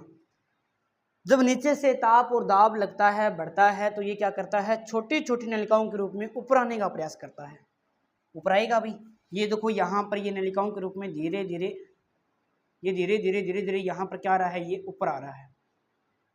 ये नलिकाओं के रूप में लावा क्या कर रहा है, मैग्मा क्या कर रहा है, सॉरी, ये धीरे धीरे ऊपर आ रहा है। यहाँ पे हमने भी यहाँ से ऊपर निकाल दिया इसको, ये यहाँ से हमने इसको ऊपर निकाल दिया। ठीक है भाई, यहाँ पर आ गए। अब ये लावा क्या करेगा, यहाँ से दबाव बनाएगा, मैग्मा दबाव बनाएगा, दबाव बनाने से क्या होगा, यहाँ पर होगा विस्फोट। विस्फोट हो गया तो ज्वालामुखी क्या हो गई, उद्गार हो गया ज्वालामुखी का। तो ये अंदर वाला भाग क्या करेगा, यहाँ पर ये इस प्रकार से ये मैग्मा बाहर निकलेगा, बाहर निकलेगा जैसे क्या बोलेंगे, लावा। ये अब क्या बन गया, लावा बन गया। ये अनार टाइप में इस प्रकार से ये बाहर चलेगा। ये इस प्रकार से अनार होता है ना, वो बहुत अच्छा उदाहरण होता है इसका। जब दबाव नीचे बढ़ता है ना, तो ये अनार टाइप का इस प्रकार से ये बाहर चलेगा इस प्रकार से। ये हमने निकाला इसको बाहर, ये बाहर आते ही बन गया, क्या बन गया, ये बन गया आपका, क्या बन गया, ये बन गया लावा। ये बन गया लावा, लावा बन गया। अब लावा ऊपर जाएगा तो नीचे भी तो आएगा, नीचे आएगा तो लावा के नीचे आने से यहाँ पर ये इधर आएगा, तो यहाँ पर क्या हो जाएगा, इस प्रकार से ये जमा होने लग जाएगा भाई। ये क्या होने लग जाएगा, इस प्रकार से एक प्रकार से जमा होने लग जाएगा। मैं बता देता हूँ, यहाँ अपने जमा करते हैं इसको, इधर से चलेगा, उल्टा कर देते हैं इसको। अब सही है ना, ये यहाँ पर जमा होगा, जमा होगा ना, तो यहाँ पर रेड कलर तो आएगा नहीं ना, ये अलग ही आ गया। चलो इसको रेड करते हैं, छोड़ो इसको, वैसे कर देते हैं ना। अब यहाँ पे ये आएगा, लावा आएगा, तो ये यहाँ पर जमा होगा इस प्रकार से, यहाँ पर इस प्रकार से जमा हो गया। अब ये कौन सी अवस्था के अंदर है, लिक्विड अवस्था के अंदर है। ताप और दाब लगेगा तो ये कौन सी अवस्था के अंदर बदल जाएगा भाई, कठोर हो जाएगा। कठोर हो जाएगा तो ये क्या बन गई, एक ऐसे चट्टानों को क्या बोलते हैं, ऐसे चट्टानों को बेसाल्ट चट्टानें बोला जाता है। ये लो जी, बेसाल्ट चट्टानें आपकी होगी तैयार। ये बेसाल्ट चट्टान नहीं होगी तैयार आपकी, ये चट्टान है, ये जो चट्टान बनी है, ये चट्टान क्या कहलाती है आपकी, बेसाल्ट चट्टानें। और बेसाल्ट चट्टानों के टूटने से कौन सी मृदा मिलती है, बनती है, ये है बेसाल्ट चट्टान। और बेसाल्ट चट्टानों के टूटने से काली मृदा बनती है। और बेसाल्ट चट्टानों से कौन सा पठार निर्मित है, तो दक्कन का पठार। कौन सा पठार निर्मित है अभी, दक्कन का पठार निर्मित है। ये आपको यहाँ पर याद रखना पड़ेगा भाई, याद रह जाएगा क्या भाई, याद रह जाएगा तो सबसे बड़ी बात है, नहीं रहेगा तो फिर तो। जमीन के अंदर क्या है, अंदर क्या है, जमीन के अंदर क्या है, जमीन अपने जैसे पढ़ते हैं कि राजस्थान में है ना, राजस्थान में 81 प्रकार के खनिज मिलते हैं रिपोर्ट के अनुसार, है ना। अभी जो आर्थिक समीक्षा उसके साथ 81 प्रकार के। और वैसे कैसे मिलते हैं, कितने प्रकार के मिलते हैं, 79 प्रकार के मिलते हैं। हमने देखा कि यहाँ अपने यहाँ कितने प्रकार के खनिजों का दोहन किया जाता है, 58 प्रकार के खनिज निकाले जाती हैं, वो भी हमें खोद के निकाले जाती हैं। तो खोदते कहाँ हैं, छत पे, हाँ, तो जमीन से निकलती है ना सारी खनिज। ये लावा कहाँ से आ रहा है, तो जब बाहर आएगा तो इसके साथ में लिक्विड अवस्था के अंदर ही होते हैं ना। ये सारा मामला है वो, ये जो मैग्मा है वो गर्म है, पूरा का पूरा लिक्विड है, जमा हो जाता है यहाँ पे। बाहर कुछ खनिज आते हैं यहाँ पे ना, बाकी ये जो भाग है ना, क्योंकि वहाँ बेसाल्ट चट्टानें हैं, अगर हम इसके नीचे जाएंगे, गहराई में जाएंगे, तो कहीं ना कहीं हमें वहाँ खनिज देखने को मिलेगा। जैसे अपने अरावली है, तो अरावली वाला भाग क्या है, पथरीला भाग है। अरावली के अंदर हमने पढ़ा था कि अरावली है वो खनिज प्रधान, खनिजों की दृष्टि से वो प्रधान माना जाता है ना, कि सर्वाधिक जो खनिज है वो कहाँ निकाली जाती है, अरावली के अंदर ही निकाली जाती है। हम पढ़ के भी आए थे ना वहाँ पे। तो इसी प्रकार से इस चट्टान के अंदर खनिज की प्रधानता रहती है। ऐसा नहीं कि बाहर आगे ऊपर ही सोनो तिर ला रहे हो, सोनो सोनो सोनो बड़ा काट लियो, ऐसा नहीं होता है। इसको खोदना पड़ता है ना, फिर जाके मिलेंगे इस वाले भाग के अंदर। जब ये धीरे धीरे ठंडा होगा तो लिक्विड बनेगा, फिर नीचे जमा होगा, फिर इसको गहराई में खोदा जाएगा, फिर वहाँ पर पता लगाया जाएगा, फिर निकाला जाएगा ना। तो बहुत लंबी प्रोसेसिंग है, कभी बैठ के बताएंगे आपको, है ना। तो आगे हम बात करते हैं, यहाँ पर आगे हम बात करते हैं तो यहाँ पर एक पठार आ जाता है, कर्नाटक का पठार। कर्नाटक का पठार, कर्नाटक का पठार। और ये कर्नाटक का पठार कहाँ पड़ता है भाई, ये कर्नाटक के अंदर ही पड़ता है। बहुत बढ़िया, यहीं पड़ता रहो, होशियार हो गया। होशियार बहुत देखा हो जाएगा। ये कर्नाटक के अंदर ही है। और यहाँ भी मेरे को चाहिए एक डायग्राम, और डायग्राम चाहिए मुझे ये वाला।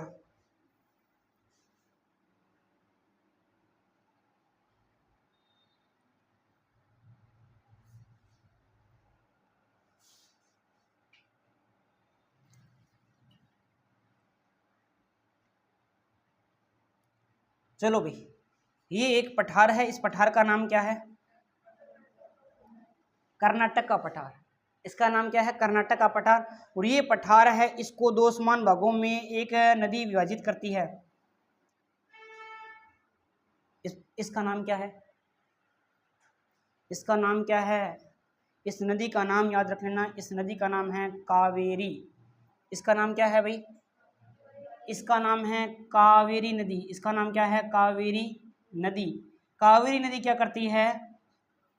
कावेरी नदी क्या करती है? कर्नाटक के पठार को दो समान भागों में क्या करती है? विभाजित करती है।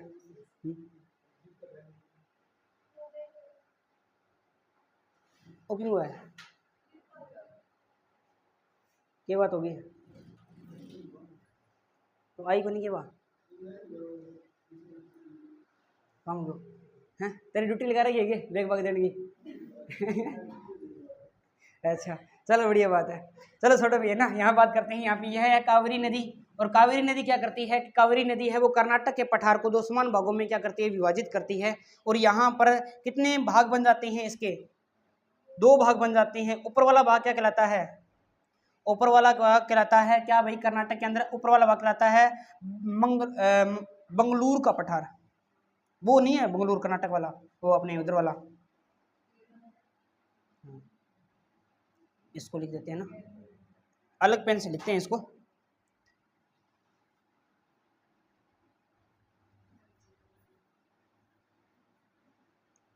वो नीचे आ जाता है मैसूर का पठार।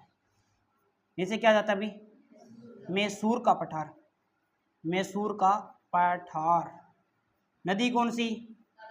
कावेरी नदी। कितने भागों में बांटा? ऊपर वाला भाग क्या कहलाता है? बंगलुरु का पठार। नीचे वाला भाग नदी का नाम याद रखना। नदी कौन सी? कावेरी। और यहाँ पर ही एक पहाड़ी मिलती है, यहाँ पर एक पहाड़ी मिलती है जिसका नाम आ जाता है, यहाँ पर एक पहाड़ी मिलती है, इस पहाड़ी का नाम है बाबा बुदीन की पहाड़ियाँ। इस पहाड़ी का नाम क्या है? बाबा बुदीन की पहाड़ियाँ। ये पहाड़ियाँ कहाँ मिलती है? कर्नाटक के अंदर। पूछूंगा आगे, याद रख लेना। इस पहाड़ियों का नाम है बाबा बुदीन की पहाड़ियाँ। बाबा बुदीन की पहाड़ियाँ। और ये बाबा बुदीन की जो पहाड़ियाँ हैं वो कहाँ पड़ती है? कर्नाटक के अंदर पड़ती है। और इसी बाबा बुदीन की पहाड़ियों के अंदर यहाँ पर एक बनी हुई है चोटी। क्या बनी हुई है अभी? एक बनी हुई है चोटी, जो कि कर्नाटक के पठार के सबसे ऊंची चोटी है। और इस चोटी का नाम है कुद्रेमुख। क्या नाम है भाई? अपने है ना सुहाद्री पढ़ेंगे अभी। अब सुहाद्री का मतलब होता है पश्चिमी घाट। पश्चिमी घाट जब हम पढ़ेंगे तो पश्चिमी घाट को भी दो भागों में पढ़ने वाले हैं, एक तो उत्तरी सुहाद्री, एक दक्षिणी सुहाद्री। तो दक्षिणी सुहाद्री की सबसे ऊंची चोटी का नाम भी कुद्रेमुख आएगा। वहां फिर आपको पता होना चाहिए इस चोटी का नाम क्या है। तो इस चोट को नाम किया भाई, चोटी का नाम क्या बताओ भाई? कुद्रेमुख है। क्या नाम है भाई? क्या बात है, ठंडा किया पड़ गया? चलो महेंद्र, अब तो आई है, अभी शुरुआत तो ये भी क्या तू ये करने लगे यार? अरे तो पटड़ू, अब मैं बता तो दियो कुद्रे मुख है। अब तू बोल क्या नाम है? कुद्रे आल, कुद्रे मुख। ठीक है। चोटी का टुकड़ा बाबा बुदन की पहाड़ियों में। बाबा बुदन की पहाड़ियों की में पड़े मैसूर का पठार में। मैसूर को पठार कटा है। ठीक है। आगे आ जाता है, यहाँ पे एक पठार और आ जाता है जिसका नाम है दंडकारण्य का पठार। यहाँ पर एक पठार आता है दंडकारण्य का पठार। हम बता देते हैं दंडकारण्य का पठार। क्या गया? गोल हो गया है? अभी मैप में करेंगे ना तो हो जाएगा। पहली बार पढ़ोगे तो ऐसे ही होगा ना, थोड़ा अब 5 दिनों के अंदर ज्योग्राफी पढ़ेंगे तो कुछ ना कुछ तो हो गई। गोल कचोर सक ये तो इसी है। लेकिन एक बात है, प्रश्न गलत नहीं होगा अगर आपने ध्यान से पढ़ लिया। मैटर आपके पास में आ जाएगा, कंटेंट आपके पास में आ जाएगा, वीडियो आपके पास में आ जाएगी। 2 बार देखना, 3 बार देखना, फिर आप पढ़ते रहना आराम से ना, फिर आना नहीं पड़ेगा कोचिंग। कंटेंट, वीडियो, PDF तीनों चीज़ दे देंगे आपको बढ़िया तरीके से। दंडकारण्य का जो पठार है वो कहाँ पे आता है, तो ये इसका विस्तार के बारे में बताते हैं। तो इसका जो विस्तार है वो विस्तार कहाँ कहाँ फैला हुआ है। सबसे पहले इसके अंदर विस्तार में आ जाता है महाराष्ट्र, 1 नंबर पे आ जाता है महाराष्ट्र, 1 नंबर पे है महाराष्ट्र। और 2 नंबर की अगर मैं बात करता हूँ महाराष्ट्र के बाद में तो आ जाता है यहाँ पे कौन सा आ जाता है, तेलंगाना आ जाता है। और 3 नंबर पे आ जाता है आपका आंध्र प्रदेश आ जाता है, आंध्र प्रदेश आ जाता है। और 4 नंबर पे आ जाता है यहाँ पे उड़ीसा आ जाता है। और एक बचा हुआ कुछ भाग छत्तीसगढ़ का आ जाता है, छत्तीसगढ़ का भाग भी इसी के अंदर आ जाता है। इम्पोर्टेंट बात क्या है, खनिजों की दृष्टि से दूसरा सबसे महत्वपूर्ण अगर कोई पठार है तो वो कौन सा हो जाएगा, क्योंकि ये विस्तार देखो महाराष्ट्र, तेलंगाना, आंध्र प्रदेश, उड़ीसा। और महाराष्ट्र में कौन सी मृदा, बेसाल्ट। और बेसाल्ट चट्टानों में क्या मिलता है, खनिज मिलता है, काली मृदा है वहाँ पे, है ना। तो यहाँ पर भी क्या मिलते हैं, खनिज मिलते हैं। अगर पूछा जाए खनिजों की दृष्टि से सबसे महत्वपूर्ण अगर कोई पठार है तो वो कौन सा हो जाएगा, दक्कन का पठार। 2 नंबर पे कौन सा, दंडकारण्य का पठार। दंडकारण्य का पठार अगर पेपर में दिया हुआ है, दक्कन का पठार नहीं दिया हुआ, खनिजों के बारे में पूछा है तो आंख खोल के एक आंख बंद करके करिए ऐसे ही जरूर, ठीक है, दोनों आंख बंद करके दिखेगा नहीं। तो यहाँ पे लिखेंगे अपनी बात, क्या लिखेंगे भाई, कि खनिजों की दृष्टि से दूसरा सबसे महत्वपूर्ण, खनिजों की दृष्टि से, खनिजों की दृष्टि से दूसरा सबसे महत्वपूर्ण पठार। और एक आपका लास्ट पठार आ जाता है, आज का अंतिम पठार आ जाता है, जिसका नाम है आंध्र प्रदेश का पठार। जिसका नाम क्या है भाई, आंध्र प्रदेश का पठार। ये लास्ट पठार है, आंध्र प्रदेश का पठार। जो मेन है ना वो सारे के सारे पढ़ा दिए जहां से प्रश्न आते हैं। राजस्थान वाले राजस्थान के अंदर पढ़ा रखे हैं ना आपने। आंध्र प्रदेश के पठार के लिए भी मुझे एक डायग्राम चाहिएगा भाई, ये लो।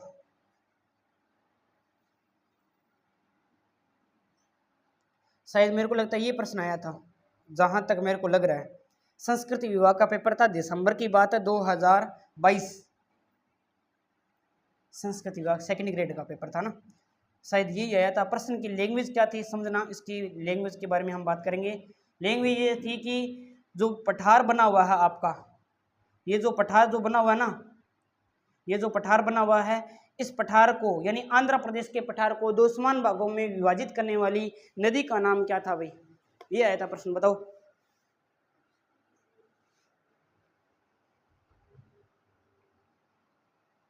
थोड़ा तीनों के पढ़ लो है, हाँ बता भाई ममता,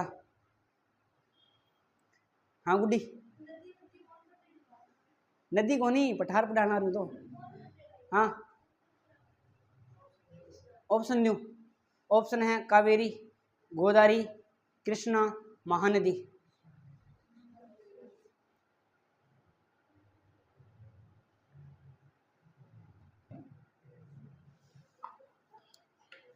चलो देख लेते हैं।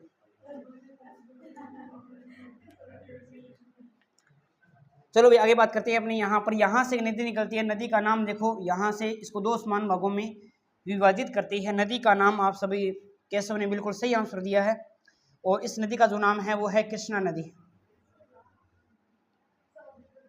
इसका नाम है कृष्णा नदी, ध्यान रखना है ना। इसका नाम क्या है, कृष्णा नदी। और ये कृष्णा नदी है वो क्या करती है, आंध्र प्रदेश को 2 समान भागों में। यहाँ जो भी चीज़ लिखूंगा इंपॉर्टेंट लिखूंगा, तो कोई भी बात छोड़नी मत है ना। PDF में जो भी आप PDF मिलेंगे ना, तो ये कृष्णा नदी है वो क्या करती है, आंध्र प्रदेश के 2 समान भागों में विभाजित करती है। पहला जो ऊपर वाला जो पठार है इसे बोलते हैं तेलंगाना का पठार,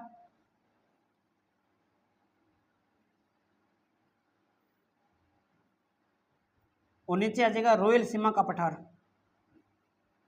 इनके नाम मत याद करना, नदी नदी याद कर लेना, रॉयल सीमा का पठार। मैं तो ये लिखवा रहा हूँ ना शो के लिए, बढ़िया लगेगा थोड़ा। नदी याद कर लेना, ज़्यादा नदियों में से प्रश्न आते हैं। ये आंध्र प्रदेश का पठार है, आंध्र प्रदेश प्लस तेलंगाना के अंदर इसका विस्तार आता है। मुख्यतः आंध्र प्रदेश के अंदर फैला हुआ है, 2 भागों में बांटते हैं, तो ऊपर तेलंगाना का पठार, नीचे रॉयल सीमा का पठार, और कृष्णा नदी इनको अलग करती है। तो ये भारत के प्रमुख पठार आपके सकुशलतापूर्वक पूरे हो गए है ना। ये यहाँ पर आपके भारत के क्या हो गए भाई, पठार आपके क्या हो जाते हैं, यहाँ पर पूरे हो जाते हैं। और अब जो हम अध्ययन करने वाले हैं वो हम पढ़ेंगे किसके बारे में। सबसे पहले हम क्या पढ़ने वाले थे यहाँ पर, सबसे पहले जो हम पढ़ने वाले थे यहाँ पर वो क्या पढ़ने वाले थे, हमारे पास में है क्या डायग्राम, ये रहा। सबसे पहले हम क्या पढ़ने वाले थे, अरावली पढ़ रखा है ना आपने, तो हल्का हल्का पढ़ा दूंगा, कोई दिक्कत वाली बात नहीं है। फिर आपको पढ़ाऊंगा विंध्यांचल, फिर आपको पढ़ाऊंगा कौन सा भाई, सतपुड़ा पढ़ाऊंगा ना। पानी पीना है क्या, चलो ठीक है, 2 मिनट का गैप है, जल्दी से पानी पी के आ जाओ वापस, फिर हम अध्ययन करेंगे।